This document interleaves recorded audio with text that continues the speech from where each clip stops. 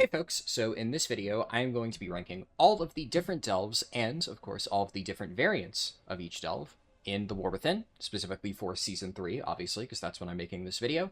And every single one of these icons and their respective letters represents a different delve, because it's the icon of the achievement in-game for the Stories of X delve, and then all of these letters represent the different variants on that achievement. And I'll show on screen an example. I've made some fancy little edits of those achievements in Photoshop, and as I talk about each delve, I'm going to be putting these different edits on screen as a way for you to follow along and understand exactly which one I'm talking about. This is something that a few people said on the last few delve videos would have been really helpful for them, so hopefully this is a workable solution, and this helps those people who said they really would like something like that.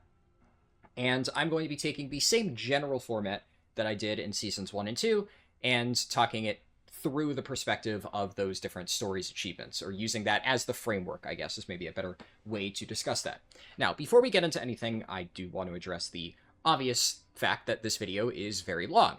Now, I'm currently recording this in real time, so I don't know exactly how long it's going to be, but I know it will be very long, because the last few have been, like, ballpark 2 hours, and I'm pretty sure that I have more to talk about this time around, so I'm already scared about what the final runtime of this video is going to be, but I can assure you that pretty much all of that time is going to be worth it. I am doing some editing here. If I feel like I'm rambling for too long and I'm talking about unnecessary info, I will cut that out. I'm going to be showing the visual aids on screen, obviously, so it's not just going to be one gigantic rambly info dump.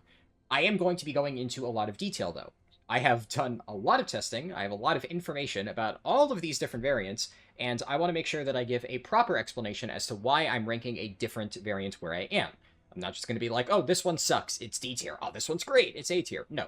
I'm going to give a detailed explanation of the mechanics for every single one, and why that makes it good, bad, or mediocre. Something to that effect. So just be warned, if you're looking for a very quick, this is what all the info is, you can just skip to the end, and you can get the final screenshotted version of the delve tier list. But keep in mind that a lot of the reasons for why different delves are ranked the way they are is because of specific quirks with that delve variant. So there might be an extra action button that you can use, and if you know a little trick to using it, it can save you a ton of time and make the tier 11 version really easy, and that's why I put it at like A tier or something like that. Or this one delve might have a little shortcut that you can take that saves like multiple minutes, and that makes it really good for farming or leveling or something like that. There's a lot of that, and as a result, if you're just approaching every single delve completely blind and just holding W, you may miss some of it. There's a lot of times where a delve that I previously thought was pretty bad ended up moving up way higher in like my mental tier list, and ended up high by the time I made this, because I eventually discovered a trick that saved me a lot of time. So you got to keep that stuff in mind. There is going to be a lot of, I feel, important info throughout the course of this video, so I promise it will be worth the watch. Also, so for changes this season, the big thing is, obviously, we got a new delve, so that's this here, Archival Assault. We got a few new variants, so there have been 2 new variants added to Excavation Site 9 and Sidestreet Sluice, the D and E variants here. We'll talk about that. There's a bit of a weird thing going on with them. We'll discuss it. I think it's strange that Blizzard chose to add 2 new variants to these when stuff like Mycomancer Cavern still only has 3, but yeah, is what it is. And there's also 1 new variant added to Fungal Folly and Kriegval's Rest. I am like 99% sure that these are the only new variants added at this point, but I mean, on the off chance I missed something, I guess I'll add it in the comments, or if there are changes, I guess that applies universally to any of these delves. After I record this video, I will put a pinned comment discussing all of that. It is admittedly hard to keep track of all the changes Blizzard's made to delves this season, because they have not put any patch notes or anything like that explaining exactly what they've done, and they didn't even update the stories achievements. So, Editor Haralding can throw an example here. For Excavation Site 9 and Sidestreet Sluice, I've had to basically handcraft an edited version of the achievement in Photoshop, complete with my own names for the variants. They have names, but I had to add them into the achievement, because if I pop over here to the in-game version, you can see it's not there. They just forgot to update this stuff. So that made it really difficult. Other changes, there are some delves that I'm going to be moving up or down as we'll get to them. It's not like everything is just exactly the same. My opinions have changed in some cases, and certain delve mechanics have been nerfed/buffed. I will talk about those specifically, but some of the big ones is the water delves no longer have water. So Tak-Rethan Abyss, Sinkhole, they are now no longer underwater breathing ones, which is interesting. It's technically speaking a buff, because I think most people would agree that the water mechanic was annoying, but there actually are some weird quirks about being underwater that made some of them faster in certain cases. I will give one quick spoiler for people, because I know it's the first thing that a lot of people thought of, myself included. The Tak-Rethan Pheromones variant is still exactly the same as it was before. That one is still going to be S tier. I'll talk about it a little bit more when I get to it. That one, thankfully, doesn't change at all. There are a few other ones, though, that I was surprised by. I don't know if it was the underwater thing that was making them good or bad, but something significantly changed when the water was removed. So it's not going to be a universal buff, as I think some people may expect. And I think the final thing that I'm going to touch upon a lot as we get into some of these delves, so I just want to give a broad statement about it now, is the addition of Ethereal Waygates and Flickergates. And Flickergates specifically have a 1 out of 3 chance to spawn an Ethereal Waygate, so they're kind of like both in the same category there. They have significantly changed the way that I approach delves, like, in general. It's really, really, really, really hard to evaluate how they interact with this tier list. All right, future editor-esque Harlden chiming in, because I don't think I did a great job explaining my initial point when I recorded this section of the video. The main thing that I'm trying to explain is why ethereal portals are so relevant for practical delving, and why I think it's not necessarily just a gimmick to explain why they are so important. So, to walk through this, I'm going to quickly explain how I approach delves. Now, a lot of times, I've mentioned this before, I have to do delves on 13 different characters. This is the spreadsheet that I use to track all of the different characters and alts that I'm playing. And I even have an entire section for have I done my gilded, have I done my bounty. So the main important thing for me, in my opinion, is getting your bounty for the week, which obviously is time-gated, but once you get to level 2 on the Delver's Journey track, you'll be able to pick up one of these every single week. And the easiest way to do that is by talking to Sir Finley Merkelton and buying a Shrieking Quartz. Now, you can pick these up in delves from certain containers or the little mislaid curiosities in the ground, but using this gives you a guaranteed bounty as covered in my delve video, so this is by far the most efficient way to do it. Now, once you have obtained this item, regardless of the source, in order to activate it, you need to use it at the Restoration Stone, which is the checkpoint, the little meeting stone area inside of every delve. Now, technically speaking, and what I think a lot of people do, is you'll use it in the middle of one of your active delves. You'll go to, say, Dread Pit, and then find the stone in here, use it, and get your Delver's Bounty. But that isn't actually a requirement. The only thing that you need to do is get to a stone as quickly as possible, use this item, and whether you defeat Kaiveza successfully or not, if you die, she still drops the exact same rewards. Which means that if you intentionally die to her, the fight is over in under 30 seconds, you save a lot of time, you get the exact same rewards, and the fact that you died doesn't count against your penalty for the delve. So what does that mean? Well, that means that the fastest way to get this Delver's Bounty in any situation is to run into a tier 8 Fungal Folly and run to the stone, and then you can just run straight over to it, because there's absolutely nothing blocking your way. It is a little bit annoying because they've bugged Brand a lot this patch, and he puts you in combat really easily, and you need to not be in combat to use this, but there we go. I've already placed down my Shrieking Quartz. I didn't need to actually run a delve the normal way, and now I'm just going to let Kaiveza kill me and collect my Delver's Bounty. Alright, you can see Kaiveza teleported over and killed my priest over here, but she still dropped the exact same loot. I don't even need to do anything special. I just run over here. I grab this. Guaranteed Delver's Bounty. And the only reason you want to do this on a tier 8 doesn't really matter for the Delver's Bounty, but there is a chance that when you kill Kaiveza, one of the things that she will drop, or I say kill, when you get killed by Kaiveza, one of the things her box can drop is either a Radiant Echo or a piece of gear from the delve level you're on. And even though you're not finishing it, if you do this on a tier 8, it will give you a piece of tier 8 delve loot. And since that's the cap, that's what you want to do it on. If you do it on something lower, the gear will be worse. That is the only difference that this actually makes. Now, although I do think this is a neat little fun fact that I wanted to include somewhere in the video, because I think a lot of people aren't aware that you can do this, I also want to point it out because this is one of the reasons why ethereal portals are so good. In many cases, you may think, oh, well, I still need to go to a checkpoint and drop my Delver's bounties, so skipping half the delve with an Ethereal portal isn't really practical, but if you just want to get your bounty, this is always going to be the best way to do it, and this is literally what I do on my characters to bypass that process, and that's why farming Ethereal portals is so fast. Also, I don't remember if I've mentioned this at this point in the video or not, but Fungal Folly is a great choice for farming these portals, because a lot of times, you'll run over, activate the stone, and then the moment you do, a big Ethereal portal pops up right here, you take it, you skip to the end, and that takes all of 30 seconds to go and find.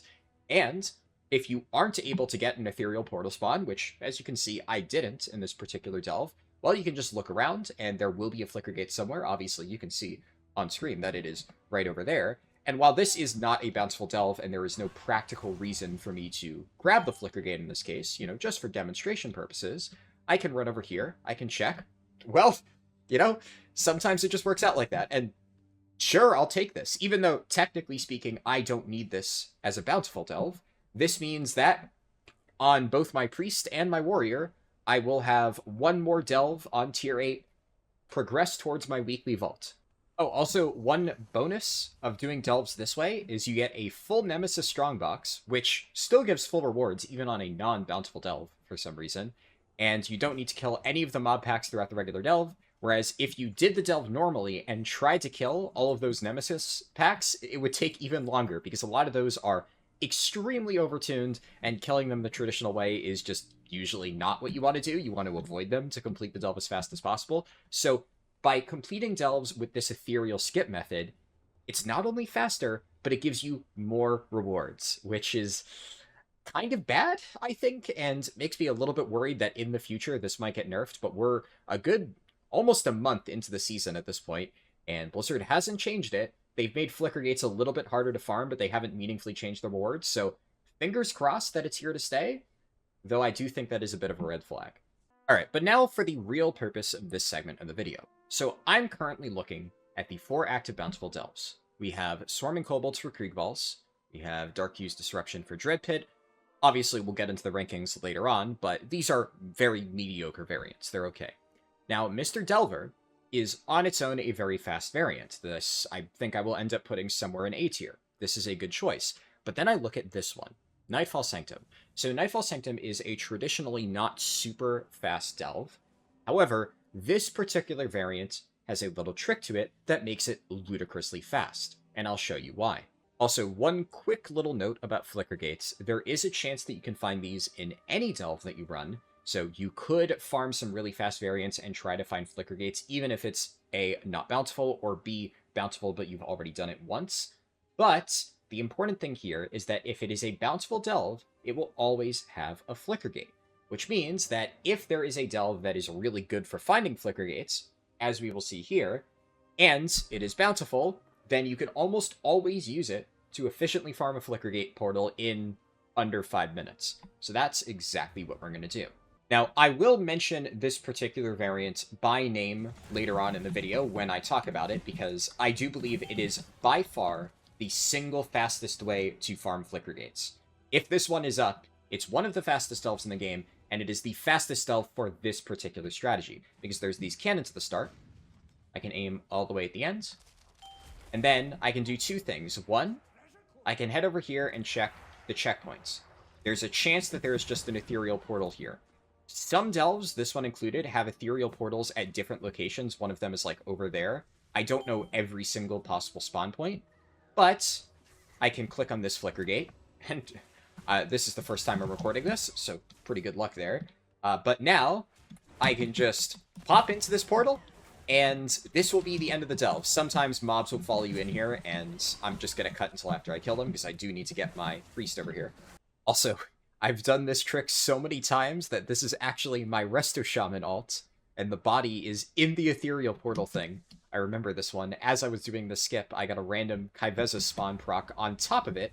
Almost bricked my tier 11 delve, but we got through here. This is by far the easiest variant that you can get in any of these Ethereal routing stations. If you get this one, it's like pretty much the single fastest way to do any delve. It is a single elite mob after a pretty trivial gauntlet that you have to get through, and you kill this, and there we go. It's all over. Again, full Nemesis Strongbox from this. Get the Gilded Stash. And if this is not the easiest way to do a delve on tier 11, then I don't know what it is. And the problem with this is a practical thing that you can do. As I have clearly demonstrated, I did this while dragging my Priest Alt through it, so it's also scaled for 2 people. This is just the easiest way to do tier 11 bountiful delves now. So if I don't take this into consideration when making my tier list, then what am I doing here? This is a practical method.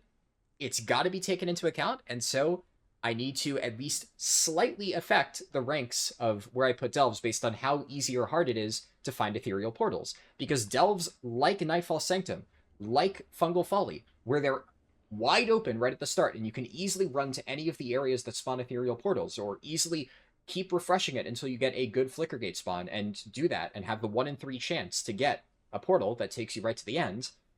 That just makes the delve easier. Objectively, it makes it easier, and it's very easy to do once you know how to do it, which I have just shown you exactly how to do it. So I will go over, when we're talking about the specific variants where this is easier or hard to do with, where that, I think, affects it.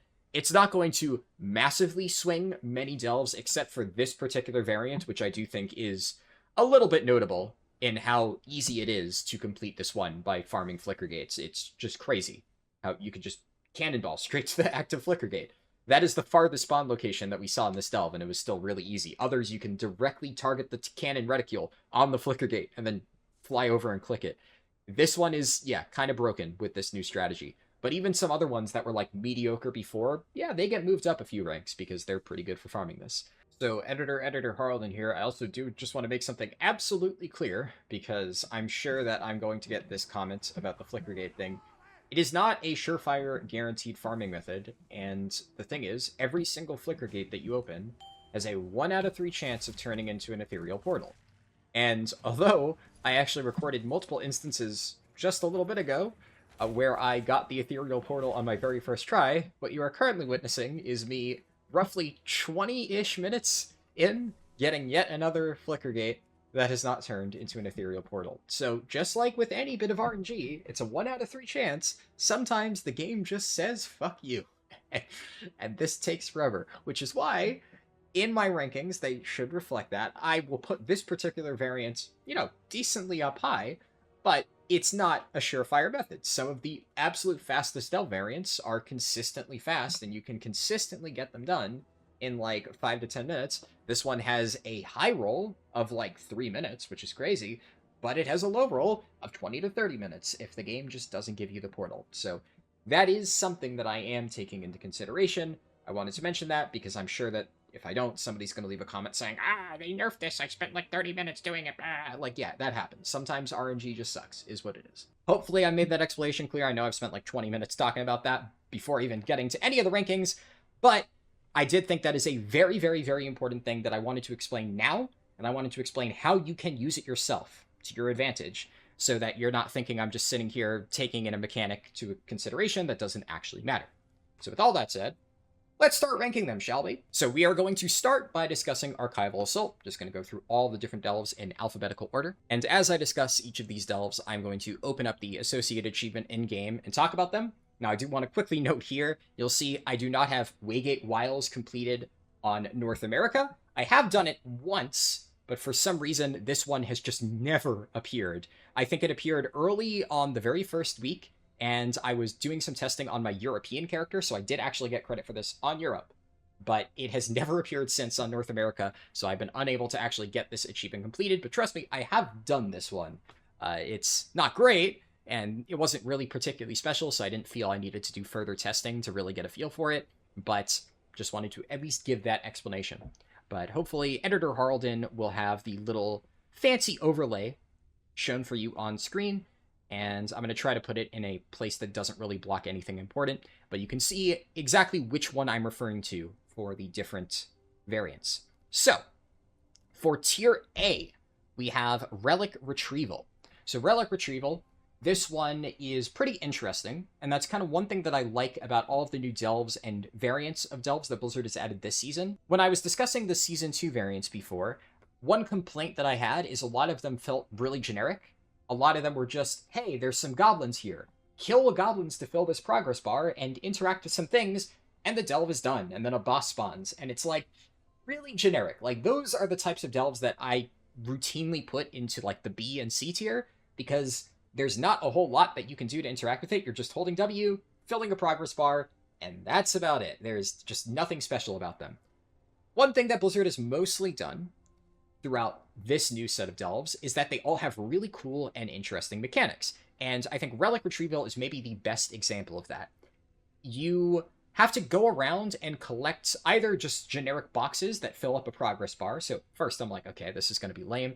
But there's a lot of special relics that you can collect that have bonus effects. There's like Marden Fury, and a lot of them are references to old things. Marden Fury just does a big one-shot chunk of damage to any enemies nearby, which is, of course, a reference to back in Wrath of the Lich King when somebody accidentally got the Artifact Marden Fury shirt. There's, like, Knee-Seeking Arrow, little jokes like that. And on one hand, it's just kind of a fun delve, running around and collecting that stuff. But I also felt like it's kind of fast, too. It's not the fastest delve ever, because you do need to fill a progress bar that does take some time to get done, and if you're trying to get like the efficient sources of the relic percent, which is like the stuff like Marden Fury, then you need to go through all the different rings, and that means pulling a lot of mobs because they will interrupt you when you're trying to interact with the relics. But compared to a lot of other ones where you have to basically 100% the delve to actually complete the progress bar, this one didn't feel quite as bad. Especially because if you beeline to those really powerful relics, instead of just killing mobs and picking up the generic bar fillers, then you got some really powerful upgrades. Marden Fury especially, once I picked that up, it just started one-shotting half the packs of mobs I engaged, so it actually wasn't that difficult to grab everything. And then once you get to the final boss, well, you have all of these special buffs on you, the boss just melts. It's maybe one of the easiest tier 11 bosses to fight, because if you get every single one of those buffs, it cannot kill you. You just kill the boss in like, out of 30 seconds. It's crazy. So I can't put this in like S tier, but I do think it definitely deserves to be an A. I don't know exactly where in A it's going to fall. I quite enjoy it, so I'm going to say probably mid-A at the lowest. But if you recall from the previous tier list, S tier is dedicated to stuff that I think, like, this has a very particular quirky mechanic that lets you just cheese the hell out of the delve, and it's basically the best in its respective category of, like, speed or ease or something like that. And although Relic Retrieval is good, it isn't any of those things, but it's maybe my favorite of the new variants out of any of the delves that they've added so far, so I quite enjoy this one. Next, we have Shadowed Wings. So Shadowed Wings is actually the one that I'm currently sitting in here right now. I just picked a generic delve, picked the new one because why not, and ran in here. This one, it's okay. I'm going to put it in B tier and then I'll talk about it. So I think this is kind of exactly what I described before of the delves that I tend to put in like B or C, which is like you have to fill a progress bar or complete a certain objective. And for this, if I can even show you because I'm literally right here, I'm going to talk to this NPC and it's going to say you have to rescue 5 drakes. Now, that may not seem like a lot, and I think it will probably end up being high B tier, but the drakes are kind of annoying. It's not one of those things of, oh, you just click it and you get credit. There's like a decently long cast time compared to a lot of other interactable things, and sometimes the drakes will go crazy, and then you actually have to kill them, so you can't just run around and click on stuff and then run to the end. It doesn't quite work like that. And there's like 1 to 2 drakes per ring in Archival Assault, and you'll have to navigate between them. I think you have to kind of get all of the different rings to actually reach all the drakes. The final one that I usually got was all the way at the bottom, like during the crystal area. So it's decently long trying to round all of them up. Comparable, I think, to the relic retrieval time that it takes to fill up the progress bar for gathering relics. The difference is, after you rescue all the drakes, you have to mount up on that dragon at the start and do like a fight thing where you kill 100 ethereals, and then after you've killed 100 ethereals while riding the dragon, you have to go and fight the final boss. Now, it's not terrible. The dragon has a lot of special abilities. Usually I just round up a bunch and then do the breath. sometimes tail swipe or whatever in between the breath. So it's kind of fun, which, like I said, it's a generic complete X objectives, but it does have the cool dragon part of it. So a bit more favorable towards it than some of the other ones that we'll discuss. But it does take a bit of time. And it doesn't have the relic retrieval aspect of once you get to the final boss, you just one-shot it. It's just the standard final boss fight. I think it might actually be the exact same NPC for both, but I can't remember that exactly. That is something that I admittedly don't remember exactly which final boss is for which delve. In the vast majority of cases, it doesn't matter, but there are some delves where I will specifically say, oh, this one has a really nasty final boss, so be mindful of that. Now, the next variant is Smash and Jab. This one, I'm definitely putting in A tier. I think I don't think it deserves to be S, but I'm actually putting it ahead of Relic Retrieval. There's very little to actually say here. This one's just very fast. This is also, it's just like kill Ethereals and I forget exactly what it is, but it's like kill Ethereals and interact with objects.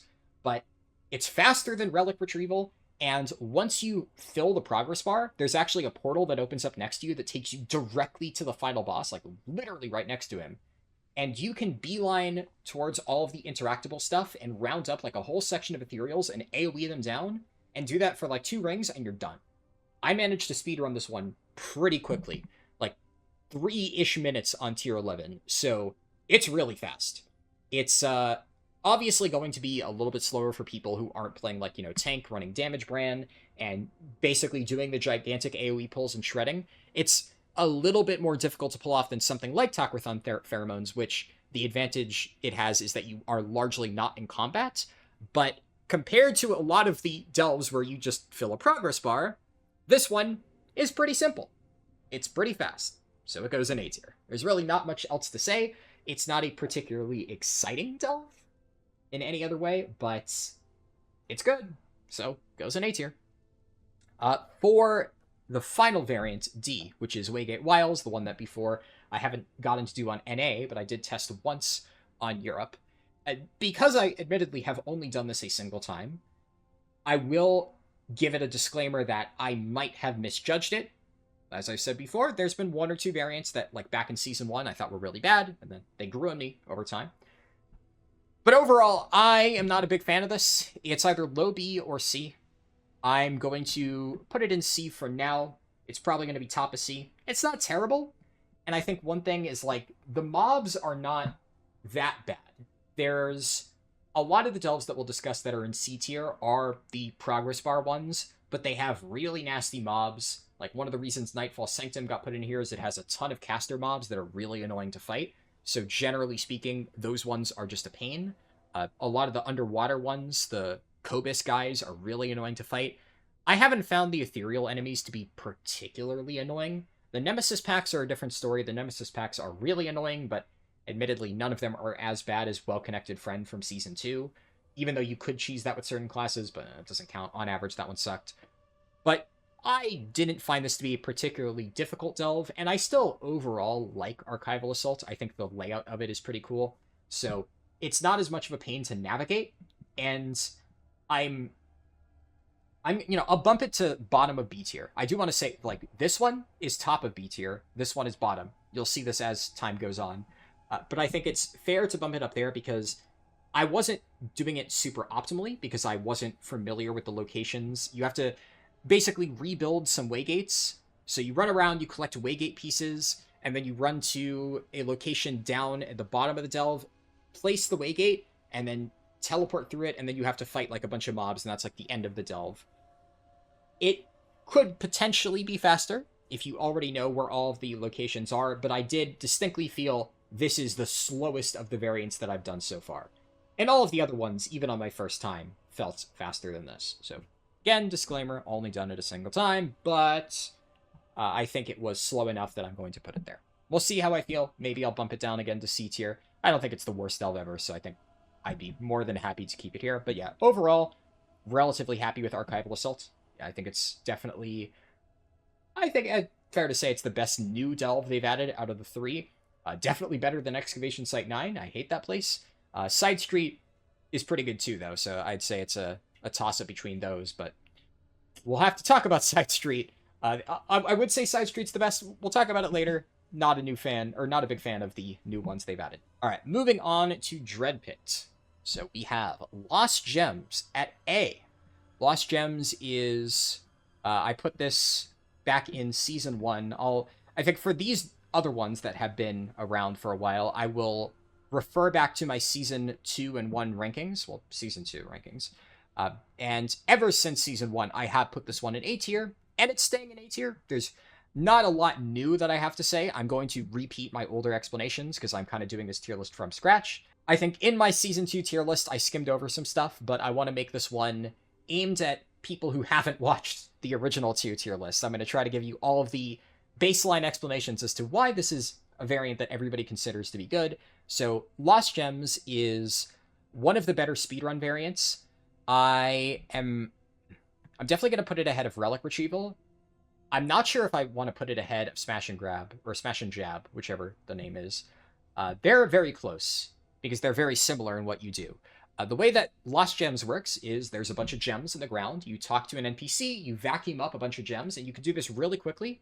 And this is one of the really nice things about this type of delve. You don't need to fight mobs to vacuum the gems. You activate the extra action button, and you just run over them. The mobs will get in combat with you, and you have a few different options as to how you want to deal with that. But one of the things that I did when using this as a speedrun variant, it was my go-to delve for getting up to tier 11 back in Season 1, because it just happened to be up on the first day of the season. I used a different delve in Season 2, but Lost Gems has provably been a great option for the initial tier 11 push, and the way that I handled that is I ran around, I vacuumed all of the different gems, I activated the second section, which is to kill Nerubian web weavers, 3 of them, and there's like a special thing that you get that lets you clear out web patches. It works a little bit differently than it did early in the game, because now there's just these big web spreader eggs that you have to damage to decrease the size, and they will eventually grow again. Back in Season 1, there were just web patches, and you permanently cleared them out when you used your extra action button. But the way that you usually want to go about this is after you've vacuumed the gems, you want to grab the first web spreader, drag it to the checkpoint. If you can, kill that first web spreader before all of the other mobs from the start of the delve get to you. And if you manage to do that, then now that you've activated the checkpoint, jump off the cliff, die. All of the stuff that you've pulled will reset back to the entrance. You can you'll res at the checkpoint directly next to web spreader number 2. And then all you have to do is fight him and any nearby mobs. You don't need to fight all the stuff at the start. The third web spreader is in like the section before the final boss. And this is a bit of a weird one because technically speaking, if you're a monk, if you're a demon hunter, there's a few other classes with like leaps. I think even shaman can do it with a well-timed wind gust or gust of wind, whatever that talent is called. You can jump over the gap and skip all the mobs. And there's like this little curved section that leads down and run directly to the web spreader. Just kill him and then run straight to the final boss. So you can skip like 80% of the trash in this delve if you do it correctly. And this is why I said earlier, a lot of the speed of these delves relies on knowing the trick to do it. Because if you just hold W through Lost Gems and kill all the mobs, it's like high B, low A. But the fact that you can skip a lot of stuff with a checkpoint death means that it ends up being pretty quick. So I would honestly say it's really close to Smash and Jab. There's going to be some space, I think, put between this and Relic Retrieval later on. But I don't know. I think because this is not actually the best variant of its respective delve, I'm going to put it a little bit below Smash and Jab because this one is very fast and it's the best Archival Assault variant in terms of speed and like ease of clearing. With Relic Retrieval, I will admit, if you're looking for like a Deathless tier 11 clear, because there's an achievement for that, so it doesn't persist through seasons. So if you did it in Season 1, you don't need to do it again. But if you are trying to get get a Deathless tier 11 thing, then Relic Retrieval could actually be a really good one specifically for that, just because of how overpowered you get once you've gotten all that. Figure that's worth touching upon real quick. But a lot of the rankings here are going to be just for how quickly you can complete this, how easily you can do this on tier 11. Now for the second variant of Dreadpit, we have the infamous Smashing Scarden. I'm just going to smash that right into S tier and talk about why this is still S tier for anybody who doesn't already know. So Smashing Scarden is in my opinion, second best delve in the game across all variants. this is really, really, really good for a variety of reasons. The main one is a lot of the mobs that you fight in this, you can stun with your extra action button, and they die almost instantly. So the Skarden in question that you need to kill are really, really, really easy to kill. And for some reason, it feels like on tier 11, the mob count doesn't get updated enough to reflect like the scaling difficulty, because I would imagine the Skardens still take up so much of it. There are a few extra random Nerubians added into the mix, but compared to the average tier 11 delve, this is so much easier than everything else. You just blitz through it, you kill the Skarden packs extremely quickly, and you kind of just hold W to the end. It's very, very, very simple. The main reason why this is an S tier, rather than like top of A for just a super easy speedrun one, kind of like Smash and Jab, is this is extremely good for leveling. This is probably the single best leveling delve in the game, because all of those Skarden NPCs that you one-shot, they give full mob kill experience. So if you're looking for like what is the best average player, this won't matter, but obviously I do a lot of leveling speedruns if you didn't know, and when I was actively doing 70 to 80 speedrunning, I only ever did my runs on days when Smashing Skarden is active, because this is an extremely efficient delve for experience. Not only is it really fast, so you get through it, you get your delve completion quest really easily, but you just kill all of those different mob packs in like 1 second, and they give full mob kill XP. It's a lot. It really does add up. I have seen early in the expansion a lot of people using this actually as a leveling method of just farming this delve variant over and over. I've heard a little bit less about that because I think people have just realized that's not as fast as doing my, suggested route of Isle of Dorn and then all of the different one-time delve completions. At this point in time, that has just proven to be significantly faster, so people spam this less, but it goes to show how efficient this single delve variant is, that for a time people were only running this and it was still a viable option. So it's just kind of in a league of its own. I would say the speed is probably comparable to Lost Gems and something like Smash and Jab, but in terms of the experience, that is something that it offers that no other delve offers, and as such, I think it still deserves the S tier spot. For the other variants, we have Kobold Kidnapping. I put this... Where did I put this in my previous tier list? I put it in B tier.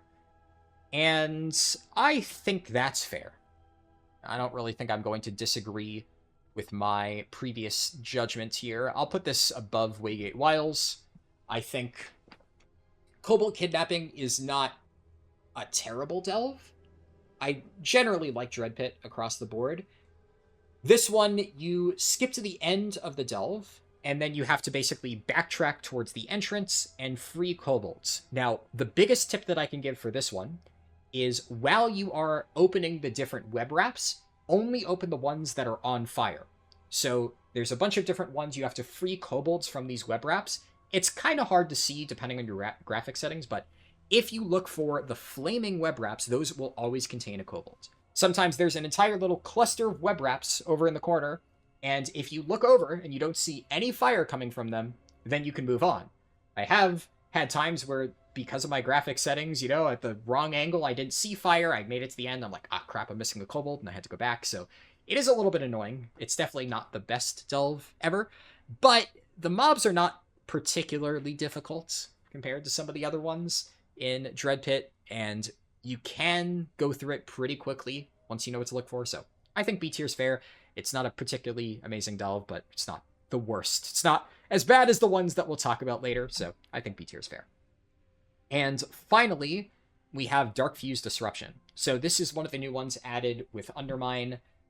I don't know how I feel about this one. I put it in low A tier last patch, and for whatever reason, it's just not one that I've actually tested heavily. I've run a lot of delves since the start of patch 11.1, and just random delves because I farmed a ton of bountifuls. I've gotten the 1,000 bountiful delve achievement already, so I've done a lot of delves, and this one just hasn't shown up as much as many of the other ones, so I can't say I have a ton of experience with it, but in my experience, I don't know if I would put it in A tier. I think kind of the same way that I'm giving a little bit of benefit of the doubt to Waygate Wiles, because I haven't done it as much. I think I gave some buffer to this one. It was the second lowest in A tier. Uh, barely in there. I think I'm going to put it high B tier at this point. I'll talk about why. So, the layout for this one is interesting, because it's still Dread Pit, but you don't approach it in a linear way. The final boss is right there at the start, but he's shielded. And you have to disable shield generators and kill a bunch of mobs to fill a progress bar. And there's teleporters that let you jump around to different sections of Dread Pit to disable the various shield generators. And it's not bad, per se. I understand why I put it A tier, but when I think about it, every single time I've gotten it, there's a decent amount of running that you need to do to reach all the shield generators. They're in opposite corners, and you do still need to kill a lot of mobs. That's not really avoidable. I think I gave it a little bit of credit because there was like a bomb mechanic that you could pick up and round up a bunch of mobs and use that. And at the time I was like, oh yeah, you could, there's a lot of other delves where there's an extraction button that lets you one-shot it. But I remember I kept doing that a few times throughout the season. I realized it doesn't actually do that much damage. A lot of times it's faster to just kill the boss. And although this particular boss is not super hard, it has a periodic shield that it generates. And there was one time when I tried to cheese it, where if you use the bombs in this delve, it temporarily, like, briefly stuns an enemy for like half a second. But that interrupts casts. And I tried to repeatedly chuck bombs at the boss to stop its shield cast, but it will immediately recast it after. You cannot stop it. So that just ended up being more trouble than it was worth. And because the shields, it just takes a while. It's one of the slower delve bosses to kill. So, I don't know. It's not a bad delve. And I do like how it changes the dynamic in Dread Pit. And I still do think that it's on average faster than Kobold Kidnapping. But if I'm going to have to, strike a line somewhere and say, this is A, this is B, I think this falls below A. I don't really think I can put it on the same, level as the Relic Retrieval one. That one's really fun. This one's okay, but yeah, I think I'll move this down slightly. Small change from last season. So we are 45 minutes in. I've discussed 2 delves. Oh, I'm going to be here a while. All right. Whatever. Is what it is. Let's talk about Earthcrawl Mines. So, Earthcrawl Mines, this is one that I've spent a lot of time thinking about. None of these delves have actually changed this season, but the way that I ranked it is I'll throw this up here because I kind of want to talk about some of this. This is how I ranked Earthcrawl before. I put A, B, and then I put C down here. None of these variants have changed. Now I'm going to go through and talk about each one. Or rather, none of the way that the mechanics work has changed. Some of these rankings will change, and I will explain why. But I'm gonna talk about them in order. So, Kidnapped Earthen. Kidnapped Earthen, every single person should be familiar with. This is the intro delve variant. So when you're doing the War Within campaign for the very first time, and you go to Earthcrawl Mines, and you're told to talk to Bran and do Earthcrawl the delve, this is the variant that always shows up when you do that. So this is a bit of a weird situation because it's guaranteed to happen while leveling. And something that I talked about in my previous videos is that it's hard to justify doing anything worse than Kidnapped Earthen for leveling when you can guarantee this one by going through the campaign quest. Technically speaking, there are things that you can do, like you can do this before reaching that quest to get the whatever the currently daily active delve is, but if you're following the quest, this will always pop up. Now, it's not a bad delve, but it is very much the thing that I said earlier for B tier of you just hold W, you kill mobs, you fill a progress bar, that's it. I don't think you're literally filling a progress bar, but there's a lot of like checkpoints that you have to get through, like, or checklists is a better term. You have to rescue X amount of earthen, you have to kill X packs of Nerubians or something like that, and then get to the final boss. It's fine. And I'm definitely not going to put it, I literally did put it like at the top of B tier. It is not better than the Dragon one. I'm going to move both of these down. I'll talk about this one in a second. But yeah, it's okay. I think this is probably a fair place to put it. And, pretty straightforward, pretty normal delve fare. Every single person has done this one, so, you probably all have your own opinions on it. B tier is Precious Ores. Precious Ores, this is the one where you have to run around. There's like different little ore piles on the ground, and then when you're going through the final section, you chuck them at the sleeping earthen, and they jump and clear the webs. Now, this one is a little bit interesting because in the past, the way that I described it is it's about on par with the first one, but because you can guarantee this first variant with the campaign for leveling, there was no real advantage to doing this. I'm going to slightly change that and bump this above Kidnapped Earthen, just because during the final section, when you are chucking the ore to clear the path, that's all you need to do, and you can skip a lot of mobs, whereas like on tier 11, you can't actually skip. You have to kill the mob packs for Kidnapped Earthen, and that can be a bit of a slog sometimes, so I do think that this one can be done faster than Kidnapped Earthen if you're trying to optimize it. Something to keep in mind. There is a little bit of a problem in that for leveling, and I guess this is probably a good segue. Maybe I should have talked about this at the start of the video, but we're going to take a brief detour to talk about a important delve-related thing in general. So, delves are always tied to specific cycles. So all of the different A, B, C, etc. cycles that you hear me talking about, they are linked across two different delves that have the same amount of variance. And I will show you an example of this on the map. So, if I go to Khazalgar, since we're talking about Earthcrawl Mines, we'll use this as an example. So right now, the active story variant for Earthcrawl is Kidnapped Earthen. Now, if I open my achievements, as we just discussed, Kidnapped Earthen is the first variant, what I've been referring to as the A variant for Earthcrawl. Now, the way that the delves generate currently, this was changed sometime in Undermine. I don't know why they changed it, but it did not work like this at the launch of the expansion. But the way it works is any delve that has the same number of variants as Earthcrawl Mines will be on the same cycle, the A cycle in this case. And we can test this. So which delves have 5 variants?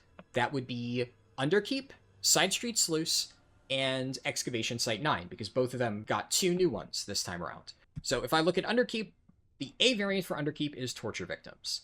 And Sidestreet and Excavation, obviously their achievements are not working, but I can see that Sidestreet is All That Glitters for A, Excavation Site is Lost Excavators for A.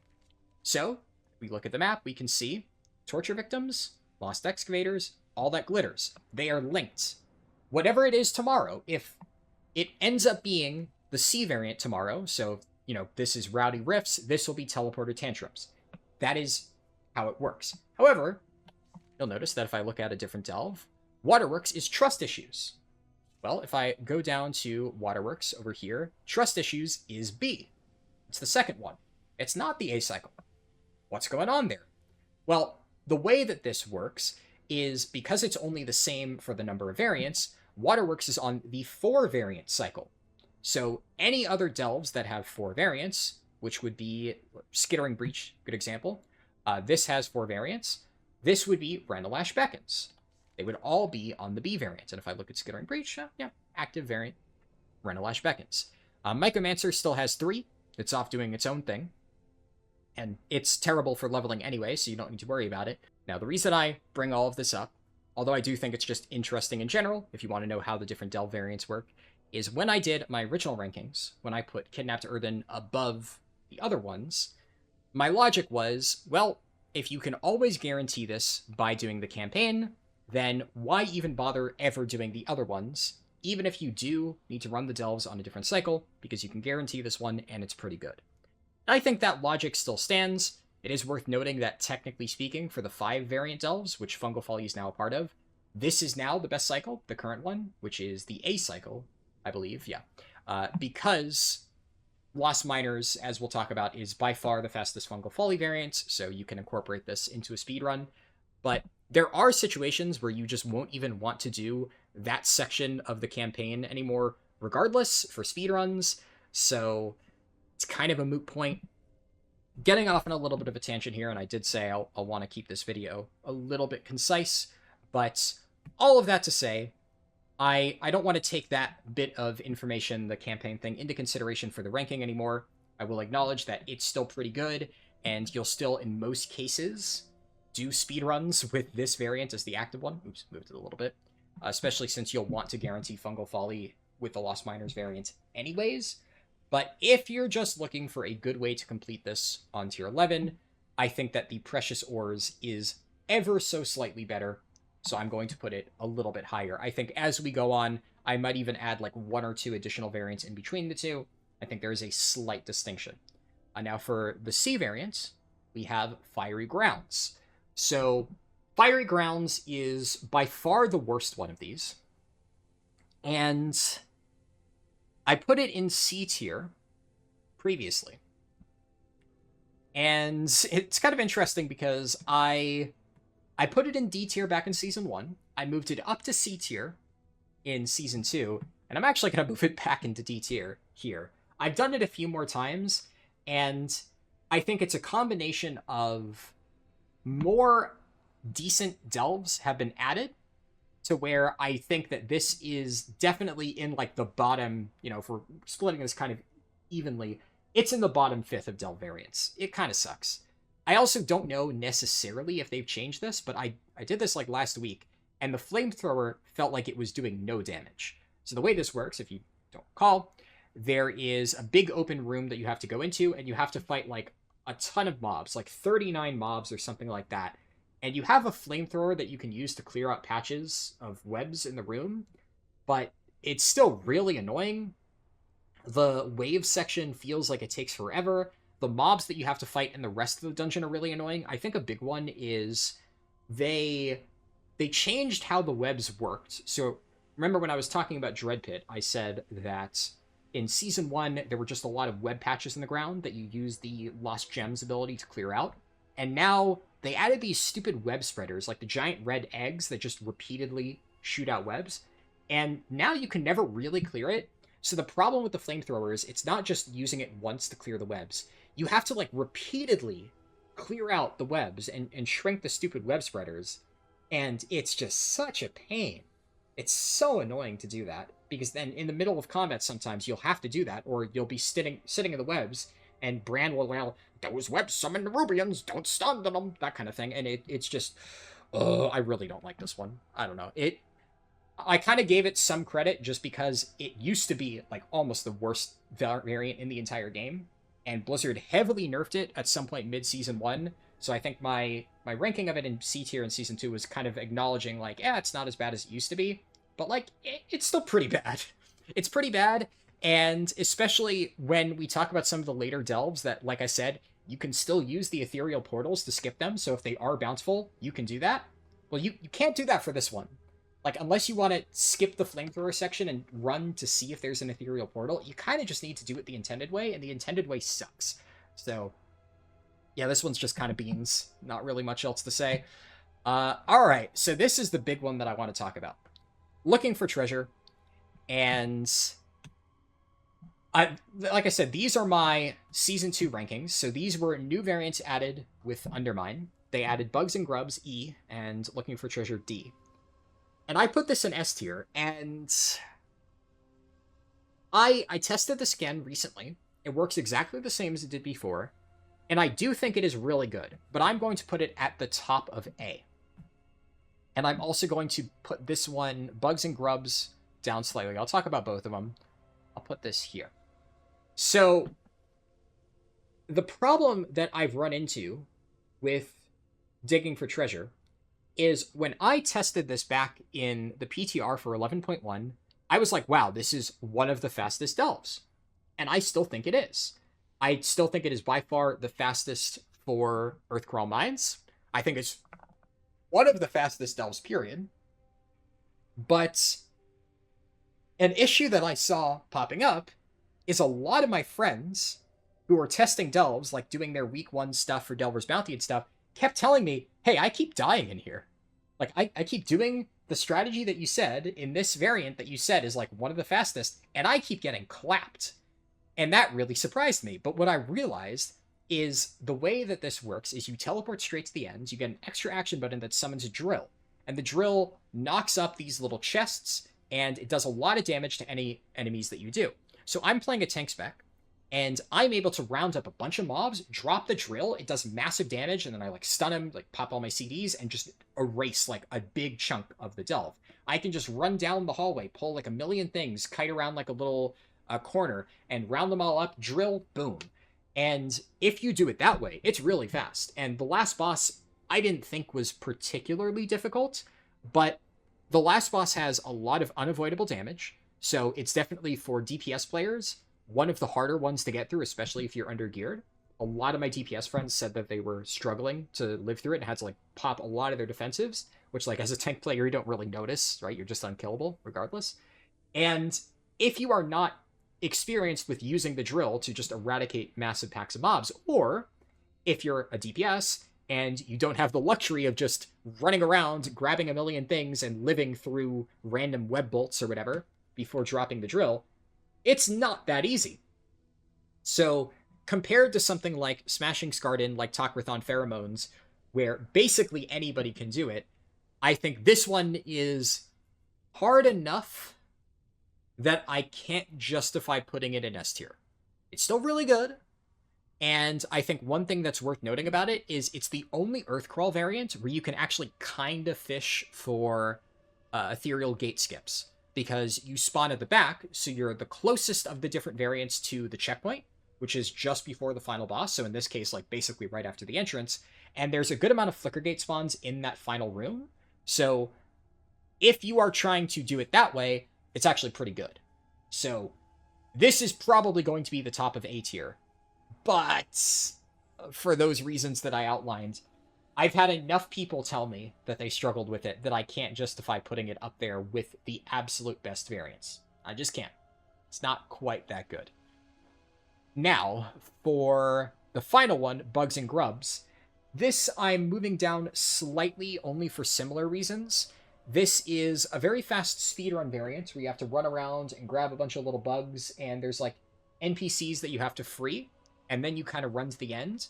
This, I haven't tested this at 11.2. It just hasn't been up. I have no reason to believe it's changed, so fingers crossed that Blizzard hasn't randomly changed it. It would be physically impossible for me to retest every single one of these variants in the new patch, right? But I haven't seen any reports of this one being changed significantly. I'm assuming it works the same as it did in 11.1. The one reason why I'm moving this down ever so slightly is for a similar reason to the other one. Although it is very fast, I did have a lot of people tell me that they found it difficult to survive doing the speedrun strat, because there's a lot of webs that you have to run through, and if you're a tank and you can pop a defensive and just survive a bunch of stuff as you interact with the different NPCs, then it's pretty quick, but it's nowhere near Smashing Skardin or Tak-Rethan Pheromones levels. You do need to actually get off a cast of interacting at a certain point, and if mobs are actively hitting you, that can be very tricky. So it's a good speedrun variant, but it requires a bit more practice than even something like Lost Gems, I would say. And Lost Gems, like, the hardest part is killing that first web spreader, and if you fail to do that, you can still jump off early, res, and then just double back a little bit to get it. So there's significantly less danger there.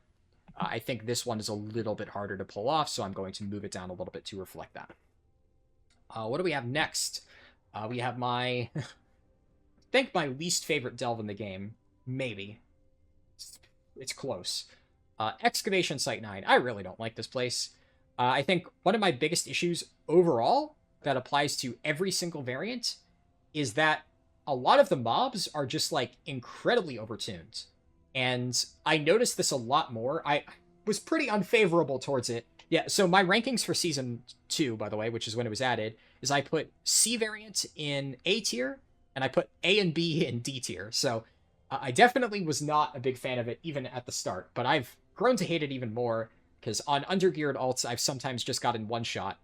And in particular, there was a run that I did while helping one of my friends a week ago, and I was fighting a pack of mobs. He wasn't even actively face tanking anything. He was playing a mage. He was just sitting there casting on all of the mobs, and he just died to the passive damage. The passive, like, random pulses from the mobs just 100-0'd him. Now, admittedly, he is still getting used to using his defensives as mage, and we still tease him about that. So it's not like it's completely unavoidable, but it's still a crazy amount of damage from random mobs when they're not even auto-attacking you. And that just kind of goes for half of the stuff in here. It's a really annoying, really nasty delve, and the rankings will reflect that. So let's get into the rankings. For Excavation Sites, I have at A variant Lost Excavators. Now, this one I put in D tier before, but I remember when I was talking about it, I couldn't remember exactly the differences between this and one of the other variants. I've now, of course, done them enough to differentiate a little bit, and I'm going to put this one tier up into C tier. I probably would have put it in C tier had I remembered it wasn't the exact one that I was thinking of. It's still pretty bad. It's a pretty generic delve of you have to rescue some guys and fill a progress bar, as usual, which, like I said, is kind of the standard B and C fare. However, this one, like I just got done explaining, has a lot of really annoying mobs. So it's just kind of a shitty delve. I really don't like it. It goes in C tier. There's really not a lot else to say. It's a pretty generic delve with just really annoying mobs. Now, B tier, this is Black Blood Prophets. I put this as the worst delve in the game in Season 2, and that is probably not going to change. I think this probably still will be the literal final delve in the rankings. This one sucks. This one is still just as bad as it was before. You have to activate some drills. They summon waves of mobs, and you have to sit there and wait for the drills to finish. And as the drills go off, the waves of mobs get worse and worse that you have to fight, and then they drop these little containers that you have to pick up for the Black Blood. And then I think one consolation is that the final boss is slightly easier than some of the other ones. One of the final bosses, the one where you have to fight like a bunch of the tentacles, is really annoying, especially when they spawn spread out. And this one is just you fight a single mob, but it's still a really crappy delve. I really hate this one, especially the amount of time it takes to sit there and wait for the drill, and how difficult the waves of mobs are, especially on undergeared characters, makes this just an absolute nightmare of a variant. It's just all of the worst possible things you can find in delves. Now, for C tier, we have Rowdy Rifts. This is the one that I put in A tier back in Season 1. This is going down into B tier. I don't know exactly where I want to put it. Let's put it here. Yeah. So Rowdy Rifts it's actually the variant that I mentioned that my friends got 100 in, and this is the problem that I have with it. So it can be fast. But like the more I think about it, like, is this even remotely on the same level as any of the stuff I have up here in A tier? No, absolutely not. You can speedrun those delves really quickly and, more importantly, very easily, a lot of them. Like, I would say, if you do this perfectly, you could probably get it done about as fast as something like Relic Retrieval, because you take a rift to the end, and then you run around and you interact with these different portals, and you have to close them, but you can't interact with it while mobs are hitting you, so you do actually need to clear out all of the stuff surrounding it, so it's actually a little bit worse than a lot of the other gathering ones in that sense. But also, some of those mobs hit like fucking trucks. It is brutal. So it's not something that you can necessarily just blitz through. Even as a tank, a lot of them do heavy magic damage, which can really hurt on something like a Brewmaster, which is my main. So this has given me, like, I have to work for it. It's nowhere near as easy as a lot of the other delves that I speedrun. It's not fun. It's not good. The one thing I will give it some credit for is, because it's one of those skip to the end and go through it backwards delves, it is very, very easy to find Flickergates this way. The entry of Excavation Site has some Flickergates, and it is relatively open-ended, so if you want to use this as a Flickergate farming delve in general, you can. I don't necessarily know if I want to reflect that in the rankings, because it's, like, kind of, out of the open-ended delves, it's, like, the worst, and they just suck so bad in a vacuum that it's so hard to justify really including that in the rankings. But this one, at least, maybe, you know what, I'll bump that above Earthcrawl for that reason, just because if this variant specifically is active and you want to farm it like on Bountiful and just try and get the Waygate, it's not that bad. because the Flickergates towards the end are up a lot of the time, so you can very easily find those, and you're very close to the checkpoint. It's like you teleport in, and you can literally see the checkpoint from where you start, so if the waygate's up, you'll spot it almost immediately. So because of that, yeah, you can just kind of skip the rest of it. It does have a fairly easy final boss. In most cases, you have to kite if you're not a tank at some points, because it does a lot of auto attack damage during its buff phase, but it's pretty easy to kill. So again, it's way better than a lot of the other ones, but such is life. Then we have D and E. Now, this is a tough one, so I want to quickly show in-game again, just as a reminder. When I'm looking at these different variants, they have not actually updated this in the achievement. So on screen, you're going to see my Excavation Site 9 edited achievement, and you'll see that I have ranked these as D and E, and this is not something that I am completely pulling out of my butt, right? This is an actual thing that I figured out, because due to the method earlier I explained of all of the different variants are linked, so like whenever this one is A, this one is like All That Glitters, this is Lost Excavators. When the new variants were active for Sidestreet and Excavation Site 9, I compared it to Underkeep and Earthcrawl.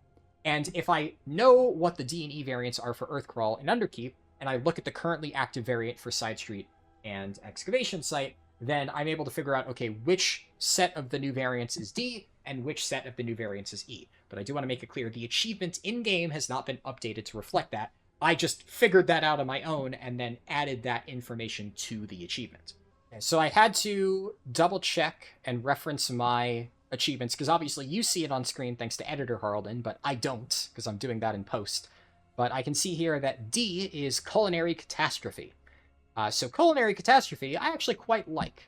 It's definitely, out of the different variants, my favorite. The mechanic that it adds is you pick up like a saw blade, and when you use your extra action button, you like spin around, and the entire concept is there's a bunch of old god tentacles, and a goblin chef wants you to chop up the old god tentacles for tentacle meat so that he could use tentacle meat in recipes, which is, by the way, an insane concept. So that alone I thought was pretty amusing. It's definitely a creative addition to a Delve variant. But as for how it ranks, it's hard to say. I like it, but it's not like that fast. It's definitely the fastest. I would say if you're able to survive doing the big pulls and rowdy rifts, they're probably comparable speed. But the thing about this new one is the saw blade thing that you get actually does decent damage, and because Excavation Site is fairly open-ended, the way that I did this is I just farmed all of the meat in like the first two general areas, and then I just did a little bit of parkour in the like extra mountain-y areas outside of the normal boundaries of the delve. Like you can just walk there, there's no mobs there, and there's nothing to do, but you can walk there and skip like most of it. And if you fill the objective, you just walk to the end, so it's not that bad. I'm feeling like either high B or low A.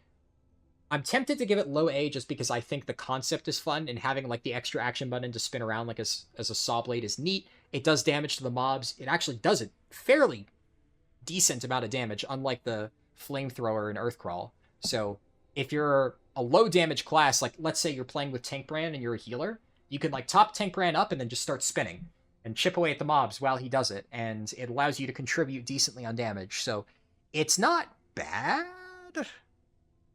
Is it good enough to justify A tier? I don't know. I think I put it top of B. It's still Excavation Site 9. It's really tough to say. I think it's definitely not above Relic Retrieval. No matter how I slice it, it's not above Relic Retrieval. So if B tier ends up being bloated, I might bump it up ever so slightly, but this might be like the boundary point for B tier. We'll see. And then the last one. Oh, the last variant. A nightly quest. So all of the stuff that I said I hated about Black Blood Prophets, they just did again. This one sucks. There's a bunch of like the mole mounts, like the ones that the kobolds ride, and they're sleeping, you have to run over to them, and while you're within like this tiny circle around the mole, it follows a predetermined like on rails path throughout every single section. I think there's like 3 of them in total, but they walk so slowly and they take forever to get to it. And the way that the mole moves, it patrols through every single pack of mobs in the delve. So you can't skip anything. You have to stand next to it to get it to move to its final location, and it pulls everything. This sucks. It absolutely sucks. It's D tier. It's obviously D tier. And the only question is it worse than Black Blood Prophets? I don't necessarily think it is, just because Black Blood Prophets, I really despise the wave system. I think you can make an argument for Black Blood Prophets if you are like really optimizing it and you activate like 2 different extractors at the same time and you're a tank and you can handle fighting the waves of 2 at once. It might be slightly faster than the mole one, but the mole one's a little bit less annoying and you don't need to like run around and pick up the little containers at the end. But I actually think this might be the second worst delve variant. I'm struggling to think of a variant that I hate more than these 2. Excavation might have the 2 worst variants in the game. It's amazing. I don't know how they managed to add another abysmal variant to this delve. I was just so flabbergasted when I saw that they made this worse. I really hate this delve. I don't know. It just sucks. Culinary Catastrophe is like kind of cool, but the rest of them suck. So that's Excavation Site. Fungal Folly. Okay, this is a fun one. So Fungal Folly, overall, I think is just going to get bumped up massively on this tier list. One thing that I think is important to recognize is in my previous Season 2 tier list, I only put 1 variant of Fungal Folly in A tier. It's the one that I've already talked about, Lost Miners. That one is very good. And then I put 2 of Fungal Folly's variants in C tier and 1 of them in D tier. So I was pretty harsh on Fungal Folly before. There's 2 things to note about that. One is that, generally speaking, a lot of the early versions of this tier list were aimed at speed of completion if you're in like a leveling context. So if you're in full leveling gear and you're one-shot, or not one-shotting, but like killing most mobs really quickly, witch delves are easy to complete. And Fungal Folly has delves with a decent amount of roleplay, which for leveling, it doesn't matter how geared you are, that will just take time. So some of them can be very slow and are usually a skip for me if I'm trying to do leveling speedruns. But a lot of those ones that are really bad for leveling are actually really, really, really easy for tier 11 clears. Another thing that's important to note is Fungal Folly has the little spore bits. And the spore bits, if you kite mobs into them, will do massive damage. So if you're on an undergeared character, this is a really easy one to do regardless of variant, because you can just kite a bunch of really dangerous mobs in, blow up the spore bit, do like 70% of the mob's HP, do it again, and kill the packs without actually needing to have much gear or damage needed to actually kill them. So that's really good. The reason why that wasn't reflected in my Season 2 rankings is because spore bits were like bugged for the entirety of last patch, and they just did no damage. They would like damage the mobs slightly, and then the mobs would instantly heal back whatever damage they took. It was really annoying, and so for all of Season 2, when my last rankings were updated, this wasn't a viable way to do Fungal Folly. They finally fixed that. They now are back to doing a bunch of damage, so this is generally an easier way to do the delves. They're not like the easiest delves ever, though, because keep in mind, the mobs or the spore bits explode and damage mobs. They can also kill you. So early in this particular season, I ran Fungal Folly a lot to help my friends, and it's especially good for that because the exponential scaling on delves when you have multiple players in the run is really egregious these days. I don't know if they buffed it or if I'm just feeling it more now than I did before, but mobs will get really tanky if you have like 5 players in the run. So early on, I tried to help like a bunch of people in my guild get their tier 11 delves, and running them as 5 people, everything takes forever to die, and a lot of them aren't as familiar with it as I am, so I usually have to carry a lot of the damage and stuff like that. And Fungal Folly was really easy for me because I could just round up all the mobs, detonate the spore, and it does a fixed amount of damage to them. So it didn't matter that we had 5 players. It was just really easy. The problem with that is a lot of times my guildies would walk into the spore, get hit, and then get one-shot. And on tier 11, when you have a limited death counter, that is a problem. So it's a double-edged sword. Keep that in mind. They are very, very good, but they can be a little bit tricky. So right out of the gate, we have the really good one that I talked about, Lost Miners. I'm going to slam this into A tier, and I'm debating where exactly I want to put it.